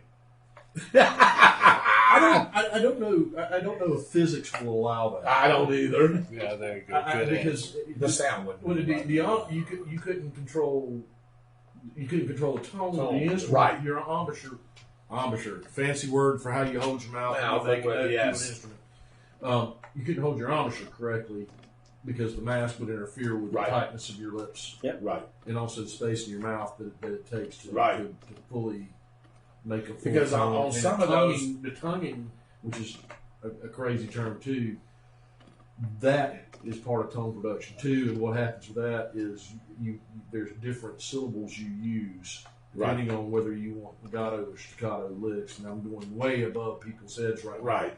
But it's going to be extremely difficult to make those through a paper. Through a paper mask. Now, you are love you drummers, but you could put a muzzle on you guys. Sorry. Stephanie Smith said, great question, Gordon. Just discussed the same topic Sunday afternoon. Chris Davis, welcome in. You know what Chris Davis does, don't you? Slice and dice. Right. Slice and dice. He called me on Sunday, wants us to do a show from his new place. Oh, let's Got do his it. new place Yeah. up there, so I'm just getting the some of the things together for that, and we will put on a show there for sure. Roy Jackson's on. Nicole says, quit telling them that I'm the one that has to live with you, Mitchell Gunner. Quit telling them that, she says. Well, You'll survive. Shirley, you're exactly right. Any amount can help. I will bake him a cake of his choice. And that is a mistake because I want that chocolate mint Yes. cheesecake. Cheesecake. Yes. Yes. Exactly. Harry Patel is watching. Harry Patel, the owner of Fun Point down there. Hello, Harry. How are you? Eric. Randy Scroggins is watching. Sarge is watching. Sarge. Guys, I have to get off here. I've been up 2 days. It's been a trying time for us. Love you all. We love you, Kenna. Yes. Thank you for joining. We'll always be on the American Party, of course. So thank you for all the work that you do there with the Star Spangled Banner and our national anthem and everything else that you do on there. We really appreciate that. And Miss Betty does do a great job. She is an angel. I tell you, really puts her heart and soul and everything into this. To me, all of them down there are angels for Yes, what they they do are. for our community. Yes, you yes, know, sir. going out and beyond to make sure families get fed. All the way down to our explorers. That's Man, right. I'll tell you what, those explorers, man, you was watching them, Dave. They really, really put in a lot of hard work in making sure that this goes over. Tina Marie Harris, thank you for watching. Yolanda Jones, thank you. How can teachers know what each student is doing with shields? They're see-through. And that's They're what that is what They're- I'm laughing about. They're going to be like either clear or a light blue type base film on them, so the teachers will be able to see. I gotcha. Launching the They're going to be pretty much similar to the type of things that you see when you roll up to purchase something at one of the fast food restaurants. They got the shield that's dropped down there. Except these shields will actually go in the front and along the side of their desk. Right. All right. Brent Dukes is watching. Coach Dukes, Good thank you. evening, Coach. Yeah, Coach, how you doing? Sarge says, hey, I played the drums in the marching band. Lots of laughs. How about that, huh? Yeah, Hey, you just... it's all right. That's all right. Sarge loves you now, doesn't he? Hey, that's fine. That's fine. Was Mitch- he in the Army or was he? he was a Marine Corps. Oh boy. Was that the... that's the other men's department. The other men's department, Sarge. You know, the Navy was the real men's department.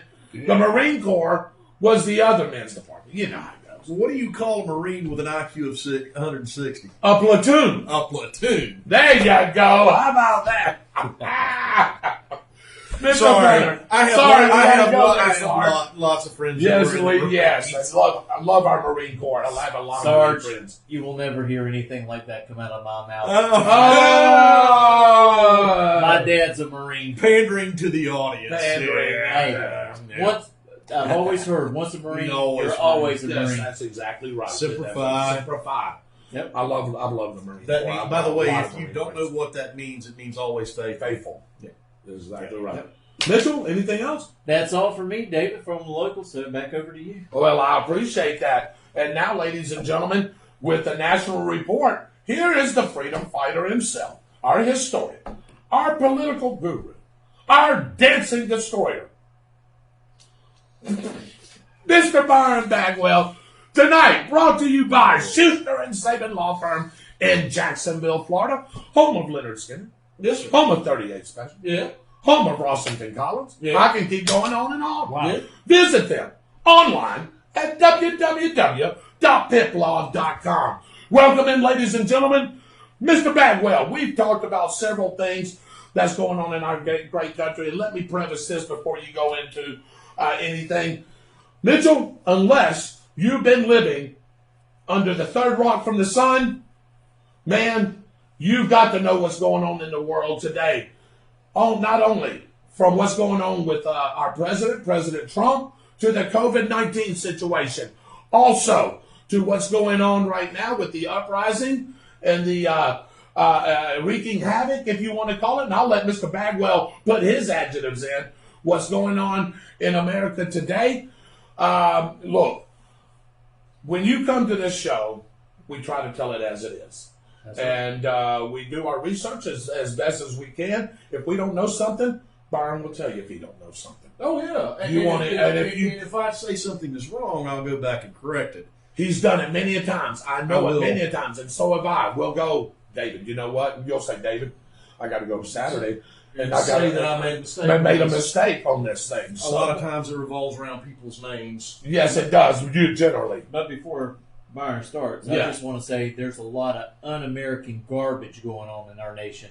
There you go. So, preface to that, Mr. Bagwell, I'm going to turn it over to you. Good afternoon, sir. Good afternoon. Hope you've had a great week so far. I had a great week so far. I know you're off call right now, so Thank the Lord. thank the Lord, right? So, what do you got for us, brother? I know we've been talking about a lot of things. Tell me what you got on your mind today. I'm going to pose a question Sure. tonight Okay.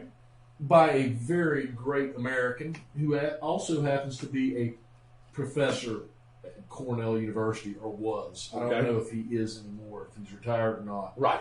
A gentleman by the name of Thomas Sewell. And he posed this question actually on Twitter. Have we reached the ultimate stage of absurdity where some people are held responsible for the things that happened before they were born, while other people are not being held responsible for what they themselves are doing today? Boy, that is a great question. Great question, ladies and gentlemen. Give y'all a chance there to answer that as Mr. Byron Bagwell will give his thoughts on that. And tell me what you think about that, Byron. That's a great question. And that's going to lead into what I was wanting to say tonight. Freedom belongs to all Americans. Amen. We are free regardless of our skin color, our sex, our party affiliation,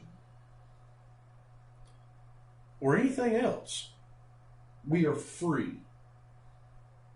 That's right. There was a discussion on one of the local websites that was talking about the Confederate flag and the American flag. They came for this. They're getting rid of this. And now this is next. There is a section of our population who believes that our history is being destroyed. Mm-hmm. And I happen to be one of them. Mm-hmm. Here's the thing about this. If you can burn an American flag, and the Supreme Court of the United States says it's a freedom of speech issue with burning an American flag. By the way, that makes my blood boil and I can't stand it. But it's a freedom of speech issue. We're telling people that they cannot have Confederate symbols anywhere. Now, disclaimer about this. I do not believe in the CSA. I would never have believed in the CSA, at least I don't think, if I would have been around at that time and point. But people have a right to express themselves in the way they want. They consider it heritage, is what they consider it. Yep. We have people who are being offended by this. I understand that that is a racially charged deal. Right. I understand that we need to be considerate of other people. But I also understand that we don't need to trample on people's rights. And that's what we're doing with this. We are trampling on other people's rights. Because people think something's offensive, we're going to take it away. And I'm telling you, from a historical lens perspective of this, it is a mistake. Because once you remove history, good or bad, it's gone. Yep. This generation may not forget about it. The next generation may not forget about it. But people's memories are not long, especially when it's not in their face. And history tends to repeat itself when that happens. Yeah. It is a very, very, very dangerous thing. If you look at certain statues that they're tearing down, or they want to tear down, the one of Lincoln with the freed slave, I understand how some people can see that as offensive. But I would almost stake my life on the fact that if you asked somebody that was a freed slave about that statue, they would have a completely and totally different view of that statue. We have to do something with this. And my question to everybody is, use personal responsibility with it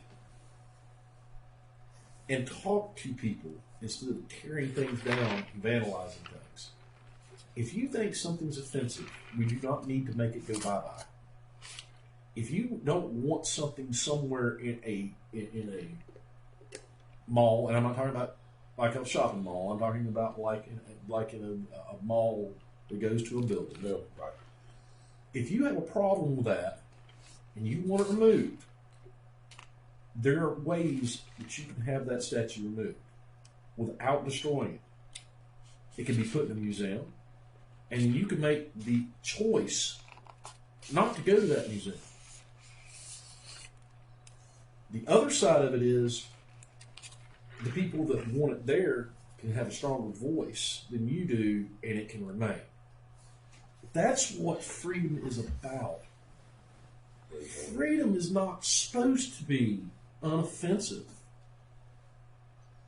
Freedom is it's tough. It's hard. Yep. It's about rugged individualism is what it's really about. You're responsible for yourself.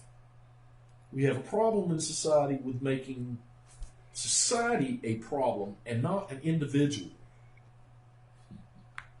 So the question that I propose with this one is it right or is it wrong to destroy history, good or bad?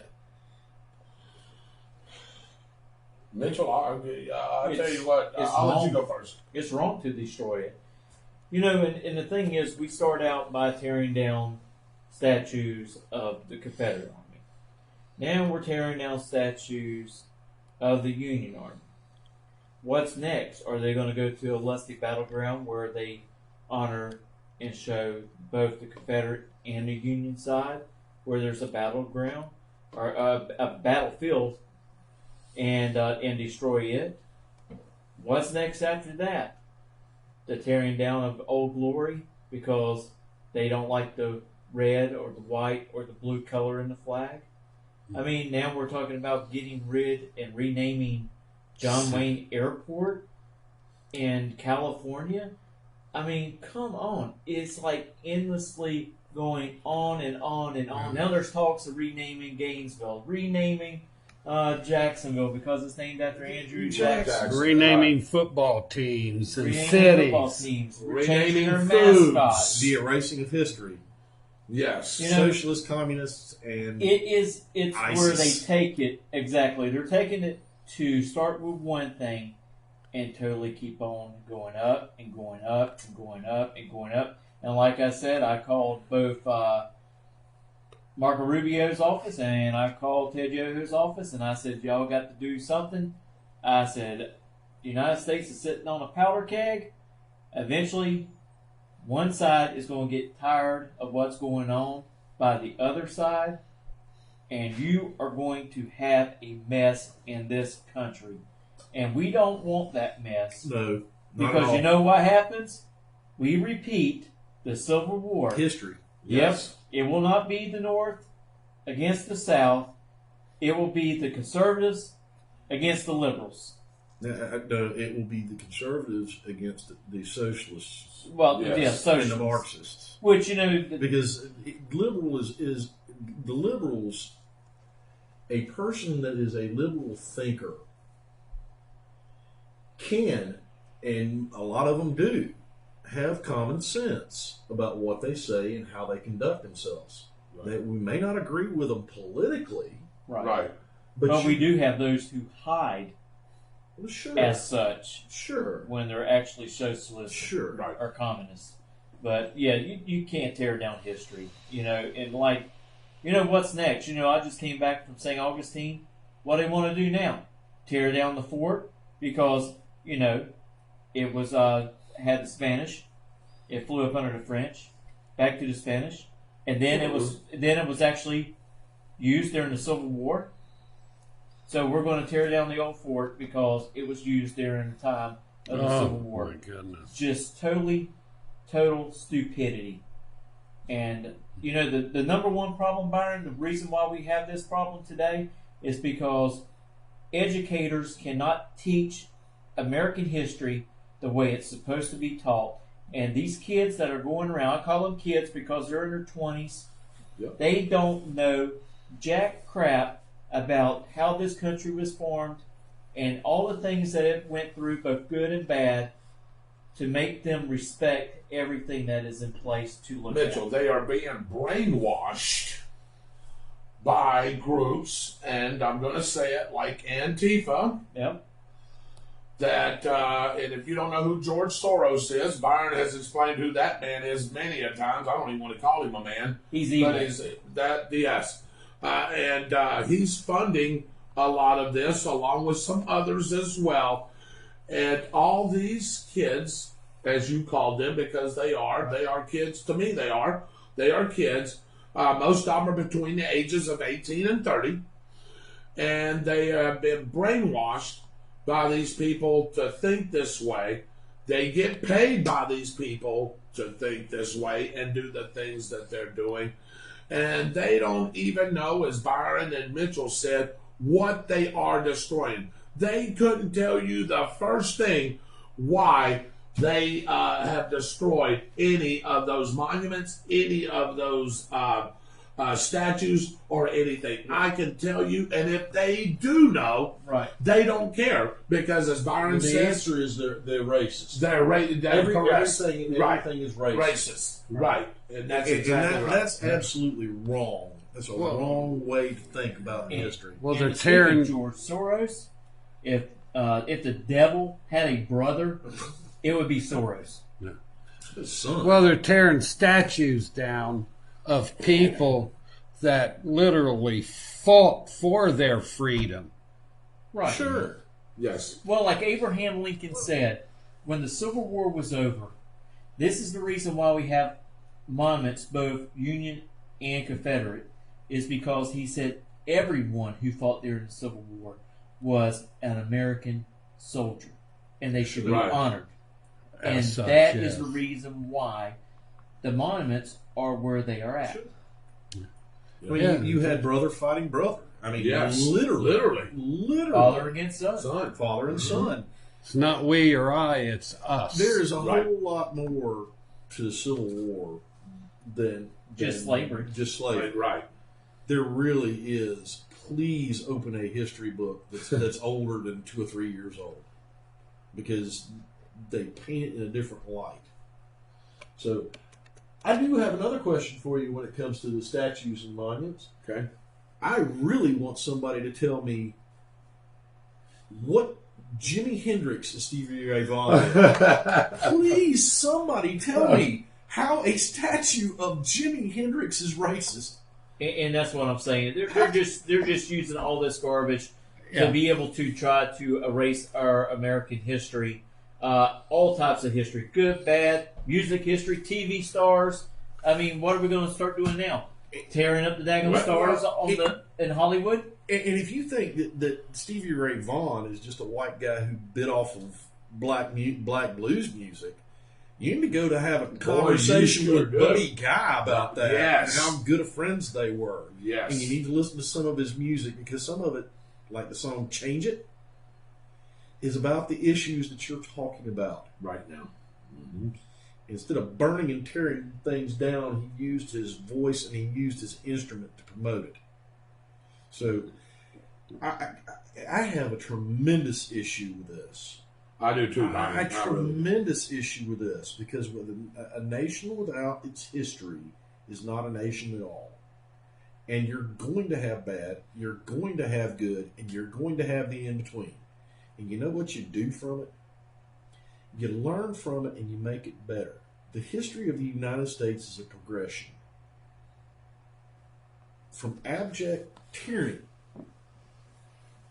to the freest country on the face of this earth, where we are capable of fixing our problems. We need to be able to fix them. There are ways to fix them. Yes. And the suggestion that I have for that is we need to have conversations about it. Because defunding the police is not an option. No. Absolutely not. The police are law enforcement. If you talk to people, they want police in their neighborhoods. It's just the crackpots that are on TV running their mouths that are saying that now. If you actually talk to those people in the community, they want to be protected from the crackpots. Hey, Byron, what did we talk about today at dinner time? What did we say? That's To protect. To protect and serve. That's what we need in our Yes. schools. Yes. Right here is a picture of school kids at a lusty battlefield being educated on what happened during that 5-hour battle through that pine forest. Right. That's what we need today to educate them. You know, they're trying to stop the battle. Oh, they were talking. Antifa was talking about going and stopping that too. I like to see that try to happen. But I wanted to say, don't do that. It's a wrong place for you to go. But anyway, we're talking about to protect and serve. You know what I mean? That's what these police officers, yes, that's what they want to do. But what did you say? We are a nation of laws. Right? Well, Laws that police officers have to help keep enforced. Well, And they're that's going to go where the criminality is, because Yes. what do? They break the law, right? But- Criminals break the Not law. only do that, but they do that, but not only for that reason, but they profile criminals. Criminals, yes. It's not about profiling black people. It's not No. about profiling white people. It's about profiling where the crime is. That's why they're there. They're making sure that people don't break laws. Now, you have an incident like you had with George Floyd. You're not dealing with somebody that's enforcing the law. You're dealing with somebody that has evil in their heart. Right. Wants to divide. But you got to let law take the order. Have to let the law, just like Mitchell Gunner just said, you have to let the law take care of it. Now, it's being taken care of. These people have been charged. Why are we still having riots in the streets? I Because- can understand peaceful protests Yeah. still, because you have a right to do that, and you have a right to express your opinion, and you're concerned about them getting off with it. Understand that. But these riots and people taking over government property, no. Law needs to be reestablished. It's not about George Floyd. It's about their Agenda. agenda to Yes. push it on other people. And Well, trying to sure. get away with it. And as you can tell, Well- they're doing most of this stuff in blue cities in blue states. Mitchell, what's going And- on is they're hijacking the peaceful protests. They're planning people Yes. in there, and they're Right. starting things. You see videos out there of some of these people that are peacefully protesting when these people start that, stopping them. Right? Yes. I've actually Well- seen them actually grab a Yes. guy who was trying to break up a sidewalk to get Yeah. rocks to throw at the cops. They walk over, they grab a hold of him, and they drag him Drag straight him to the cops. to be Yeah, handcuffed. To the cops. Yeah. Yeah. I mean, Well, if they can tear down our legal system and our police force, that gives them more control. Well, they think they get an edge. They think. They think. That's the optimum word. Good point, Dave. They think. Yes. Logistically, if you do that, that is a mistake. Big mistake. Because there are more law-abiding citizens in this country than there are criminals. And you do not want to leave it in our hands to enforce the law. No. You don't want to do that. I've said that before. Yeah. You do not want to leave the enforcement of law in law-abiding citizens' hands, because we are not trained to enforce the law. Some of us may be trained in firearms, but we are not law enforcement officers. Right. That makes no sense at all. None. I want to read something that your mother said, if I could, Mitchell, real quick, a couple of things. First of all, Sarge says, I'm thinking about buying a pink shirt like the man in St. Louis. If y'all don't know what he's talking about, that is... I'm gonna leave that alone. Hoorah. Hoorah. Yeah. I'm going to leave that alone. I'll tell you later, Dave. Just because you're offended doesn't mean you're right. I think Dave or Byron, you said that, didn't you? Just because you're offended Amen. doesn't mean you're right. Amen. If we are not careful, 2% of the population will control the rest. No, they won't. Yeah, I'm with They're you. trying right there. Yeah, They're already trying. No. Yeah. Push it too far and find out. Yeah. I like something that Shirley said here, and I've said this before, and you read her comment already, right? And I've said this before, and I think you tended to agree with me. She says, when we fight amongst ourselves, we are vulnerable to invasion from other You better countries. believe it. And that's You what better believe it. If you don't believe that, I've said that many a times. You don't think China's watching, North Korea's watching, Russia's watching? China and Russia are ISIS involved in this. and What are you yeah. talking about? Well, They're watching. yeah, but they're sitting back also with their big old peep eyes going, yeah, I'm You looking don't at the think they're bear. sending money to these Oh, idiots? they're sitting.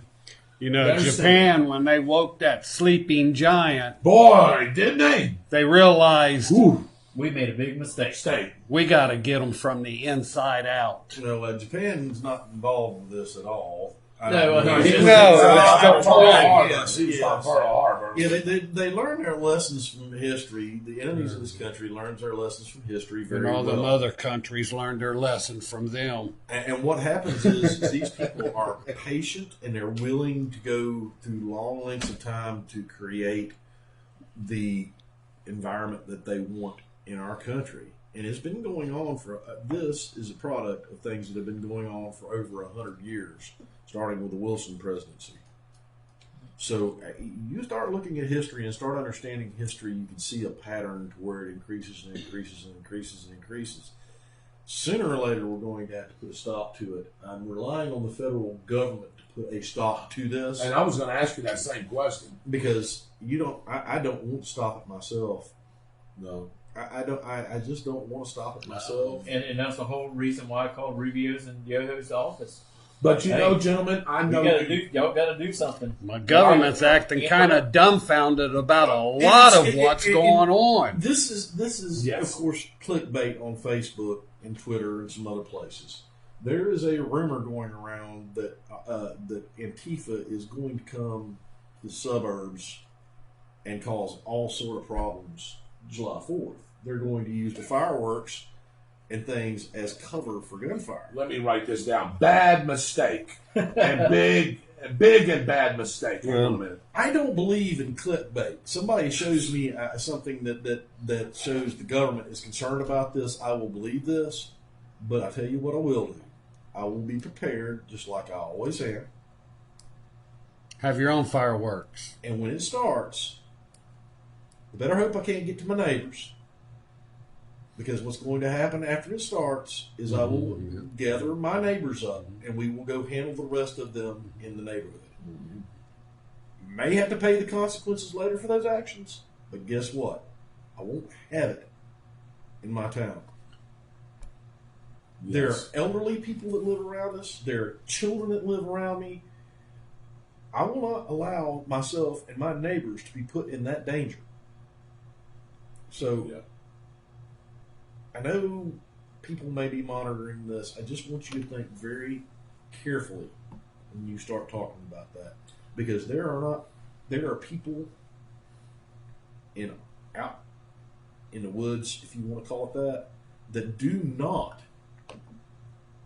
think as level-headed as I do. So you might want to think about coming out there before you do that. I want to Wendy Russell, thank you for joining us. Wendy works here at Hey, Wendy. Yeah. Anthony Black said, how about the cartoons? Yosemite Sam, and he's talking about Elmer Fudd. Now, you tell me, Mitchell, I know you watch them with your son. Have they taken them off? Have they taken the guns away from them? The cartoons that I've seen hasn't been done yet. Now, I may be wrong. Right.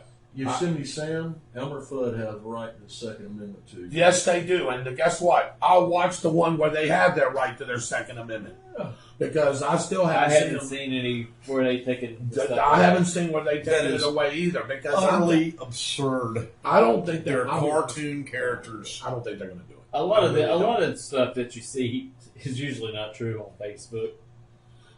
Sarge said, my question is, with all the other countries, Byron, that have or had slavery, why is the U.S. being the only one demonized? We talked about this today, Byron. Give us the answer. Well, the answer is because it's a useful narrative for the people that are trying to get this narrative pushed. That's the that's the answer to that.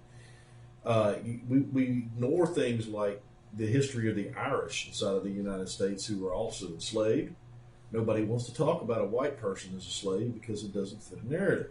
They sold them all, men, women, and children. The first slaves in the American continents were Irishmen. Yes, that's right. They served in the sugarcane fields in the Caribbean. We don't want to talk about that. We don't want to talk about the fact that during the time of the Civil War, there were more white slaves in Africa that were enslaved by black Muslims than there were black slaves in this country. We don't want to talk about that. We don't want to talk about the fact that the only place in this world that still has slavery is Africa, and that's black men enslaving black men. We want to use this race narrative in a very crazy way to me because I'm a student of history, and I understand that there's two reasons why people took slaves. Number one, they were convenient. Number two, it was about class.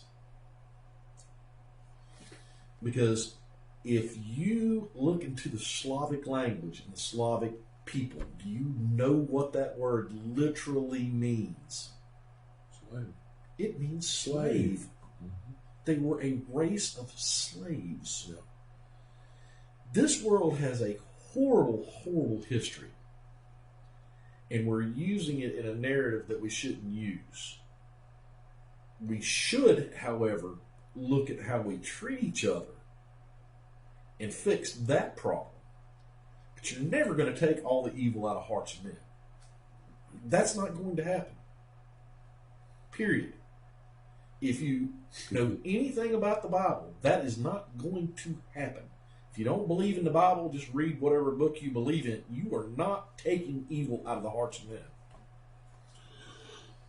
Autumn, my daughter's on. Sure. And, here we go. Yeah. She's got a nice little write-up here. She says, I will say that as a future educator, which that's what she wants to be, a teacher, and a past student who has taken world history and American history, discussing these type of subjects becomes very touchy because issues between racism and other things.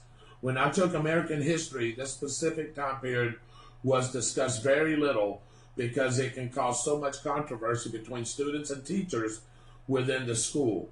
That is where the lack of knowledge comes in when people start to talk about these issues when they arise, because they are only knowledgeable to a certain extent. People are only going to hear what they want to.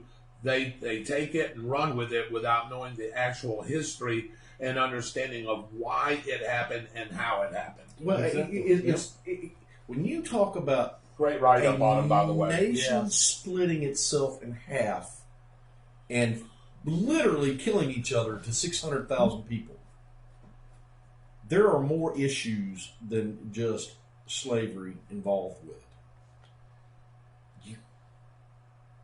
And I'll give you the perfect example of this. This is not taught anymore either. Do you know how many people, what the percentage of the slave owners were in the United States at the time of the Civil War in the South? I did know that number. I'd be guessing. 35%? Nope. Less than that? Yep. 12%. Nope. Less than that. 7%. Nope. Less than that. Well, we're going to have to go 2%. 1%. 1%. 1% of the Southern population owned slaves. 1%. Did they brainwash the other ones into fighting for their slaves? Or were there other reasons? See, and that's exactly right. And I'm not saying it wasn't about slavery. Please do not misunderstand that me was just about one that. of the reasons. That was just one of the reasons. Right.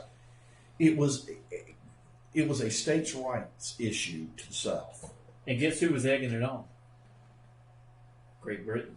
Sure they were. Because they wanted us They wanted us weak. They wanted us divided and weak. It was a states' rights issue to the South. And people talk about that and they want to go, you don't know what you're talking about.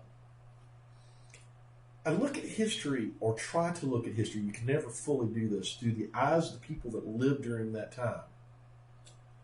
And Southerners use a term, some of them still do. They don't call it the Civil War. They call it the War of Northern Aggression, is what they do. Right. Why would you call it the War of Northern Aggression if it was just about slavery? You're right. Difficult subject. It came down because a lot of it was about taxes and how they wanted to tax the South. That's exactly what it was. The 10th Amendment issue, too. I just want to read the rest of these few comments here before we close the show down. That was a great subject tonight, Byron. By the way, great comments. Do you have anything else before you turn back over to me? Well, I wanted to add something. If you want a civil rights leader, you want a person who had it right, look into the writings of Martin Luther King Jr. Read Martin Luther King Jr. What a guy. Now, we'll say this. There are people that will like Martin Luther King Jr. too because of his personal life. So guess what? We have that dichotomy. Yeah. Again, there are no perfect people. But his philosophy is one that everybody should embrace. Because you don't go about judging people by the color of their skin. You judge them by the content of their character. Yeah. And I've said that over and over and over. He's said it over and over and over. It's one of his most famous speech of all time that I love. So, I mean, it's about personal responsibility, period. Be responsible for yourself and your actions. Period. I loved him, man. Martin Luther King, I loved him, man. You've read a lot of his stuff too, Byron, and I tell you, he had it right. And it's unfortunate that he's no longer with us today, because I wonder if this, I mean, what would he probably be now, in his 70s, 80s? He'd be rolling over right now. Well, he's rolling over in his grave right now. But just real quick, Anthony Black, that's just pure hatred when you see that kind of stuff. It's talking about the posting of kids telling, their mamas telling you beat up that one and you beat up. That's just pure hatred. That's when social services needs to come in. Take the kids and the law enforcement come in and take that parent straight to jail. Ignorance and racism, by the way. The classic definition. Yeah. Vaught says, Sarge says, I have my own fireworks. Raymond, no, they can try. Mark Moody said black slaves were more expensive than white slaves. Yes, and you know why? Mm-hmm. They work harder. No, it had nothing to do with their work ethic. Normally, they're more genetically predisposed to be stronger. Yes, that's why. Because of the conditions in Africa, they were stronger than most white slaves. Right. Because of the conditions elsewhere, and living in a city and doing things like that, where they pulled up most of the white slaves from.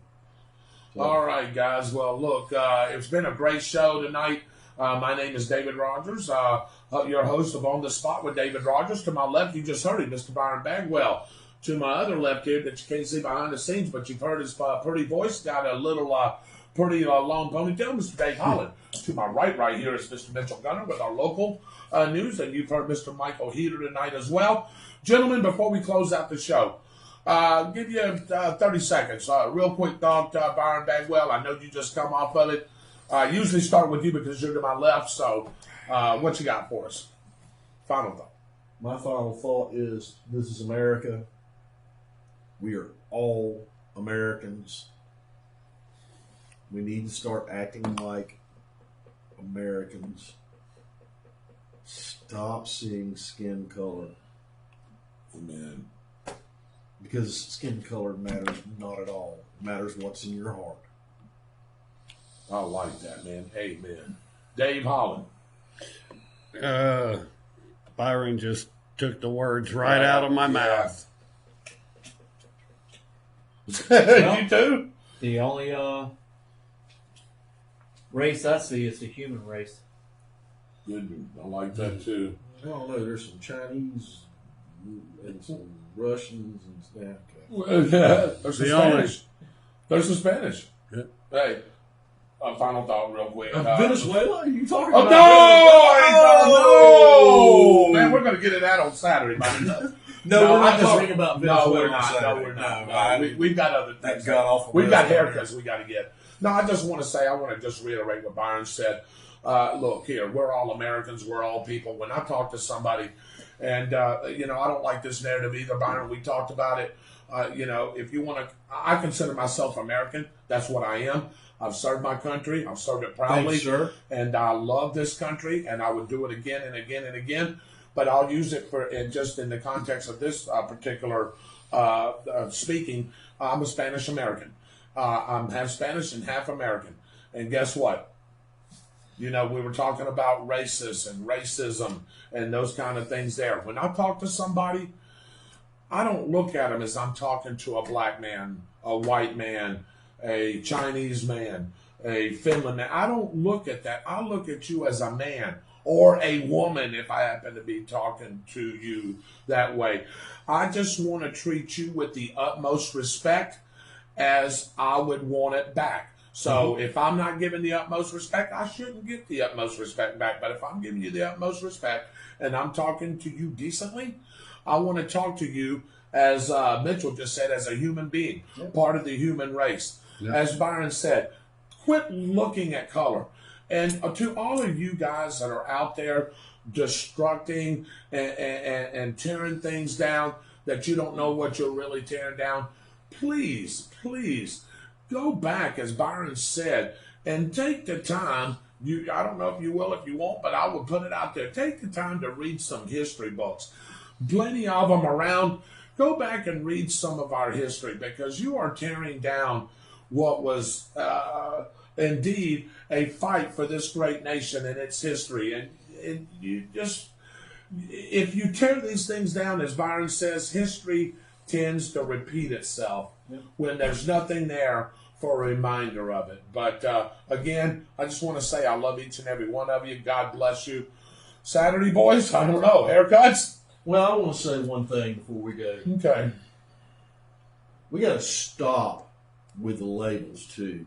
Yes. David, you are not Spanish American. I got it. American. I know it. But you just for that narrative. You're Spanish heritage. Yes, and you should keep that, because there's a lot of things to be proud of about that. That's right. Good point. Okay? That's right. You should keep that. Just like I have Native American. You do. Scottish. That's right. And French and me. Well, it's not so much the French part, but that's all right. Would that be how speaking seven? J'ai pas le coup français. No, we. But it's terrible because it sounds like Southern French American. It's terrible. Sounds Cajun. I know. There you go. But anyway. But we've got to stop that too. That's what we do. And you're right. Because unless you were born in Spain and you immigrated to America, you are not a Spanish American. Right. You're an American. You're an American. Well, a great country is a country united. That's it. That's it. Ms. Bagwell said it right. You know, country divided is a country waiting to be conquered. And we cannot have this. And we're going to do our best here on the spot with David Rodgers to try to bring some of that, to help some of the closing of that gap. Yep. You know, hey, even if it's just us 4, 5, 6 guys trying to do it, hey, it starts with us. If we can start it, it can continue on. I believe it. All it takes is you know, when you got that little snowball, Dave, and you put it on top of the mountain and it starts off slow, and then all of a sudden, what does it come when it gets to the end, Byron? A great big snowball. A great big snowball. And I can tell you right now, you're absolutely correct. And we can make this happen, and it can start with us. Bradford County Supervisor of Elections. How about that? What you got with that, Mitchell? Well, someone is actually sending postcards out. That's from a third party. It has nothing to do with the Bradford County Elections Office. So be aware of those cards that are being mailed out. You will actually get the right information, and it will be in the envelope that says from the Bradford County Elections Office. And it will have your stuff, what you're supposed to do when you do your mail-in ballot or early voting, or you vote at the polls on that that day in August. All right, trivia question real quick, Byron. Who was the first person to sign the Independence Declaration of Independence? When you tell a king to bugger off, do it with a set of iron American. All right, Dave, then who said it? Who signed it? That was he was the House Speaker of the House. Speaker of the House. All right. And then, what about it? He was a businessman. He was a rich businessman John Hancock? that went poor. John Hancock had also. The largest signature. The largest signature. Yes. Yeah. And that's why when people July- say, I need your John John Hancock, Hancock. that's what they mean because he had the largest signature. July 2nd. And that's what that quote was about. That's exactly right. July After 2nd. he did that, he said, when you tell a king to bugger off, Yes. do it with a set of Second. iron American. July 2nd, 1776, Byron. July 2nd, 1776? Are you talking about the formation of the First Continental Congress? Okay. No. What was the declaration? What was part of that declaration? What was the preamble to the Declaration of Independence? July 2nd, 1776. I know Jefferson worked on that for, Yes, he for did. quite a long time, and Yep. he used other historical documents to pull from his understanding of it. And that document is probably one of the most brilliant political documents ever written. It reads like a legal brief. One was also most of All those right. men members of. One more, and then I'm going to let you go. One more trivia, and I'm going to let you go. The only two places that the Declaration of Independence and the U.S. Constitutions were ever stored. Pennsylvania. Well, no, okay. Well, go ahead. Keep going. Pennsylvania is right. Pennsylvania Okay, is National Archives? Is that what you're talking about? Yes. National Okay. Archives. All right, where's the The other other one place? is in Philadelphia. Nope. The First Continental Congress is in Philadelphia. All right, let me Are you- rephrase. are you I talking thought during about- wartime. Oh, During war- you're during- okay. During wartime. During wartime. National Archives is one. I'll give you that one. What is the other one? Fort Knox, man? Yay! Bagwell gets a cake from Mrs. Bagwell. Fort Knox. She opened her exactly. mouth about that day. Yes, I've been talking about that mid Oh, gosh. chocolate. We've had a great time, Cheese guys. dip. Thank you, guys, Did you for hear joining. my question for you? No, what was it? What group was those men members of? You're talking about, what are you talking about? The guys that... Freemasons. Freemasons, yes, Freemasons. yes. Yeah. All right. Hey, are we getting haircuts, guys? That's all I want to know. Is it yes or no? What are you thinking? Quick. Yes? I hope so. I don't Yes. know. I don't, You're not sure? I don't know if that's going to happen or not. Okay. Oh, that means Byron is trying to push you guys. You get some more money. Dave, what do you think? Yes. Mitchell? I need $500 more than where we are right There now. you go. To get my haircut. And we'll see what happens on behalf of Mr. Byron Bagwell, Mr. Dave Holland, Mr. Michael Heater, who's out there working some dispatch and protectors, on behalf of Mr. Mitchell Gunner, John Probst, and Austin Stevens on special duty. My name is David Rodgers, your host for On the Spot. God bless you guys. we will be back with you Saturday night, July the 4th, Byron, and we'll have a great Independence show. Day. Independence Day. Happy birthday, We'll America. see. Yes, exactly Absolutely. right. Well, we'll thank see you. what happens. As we wrap up the show tonight, we want to thank our sponsors and everyone who tuned in. And remember, we are on the spot, and so you can be too. Good night, everybody. Good God night, bless you. everybody. Saturday Good night. night. Good night.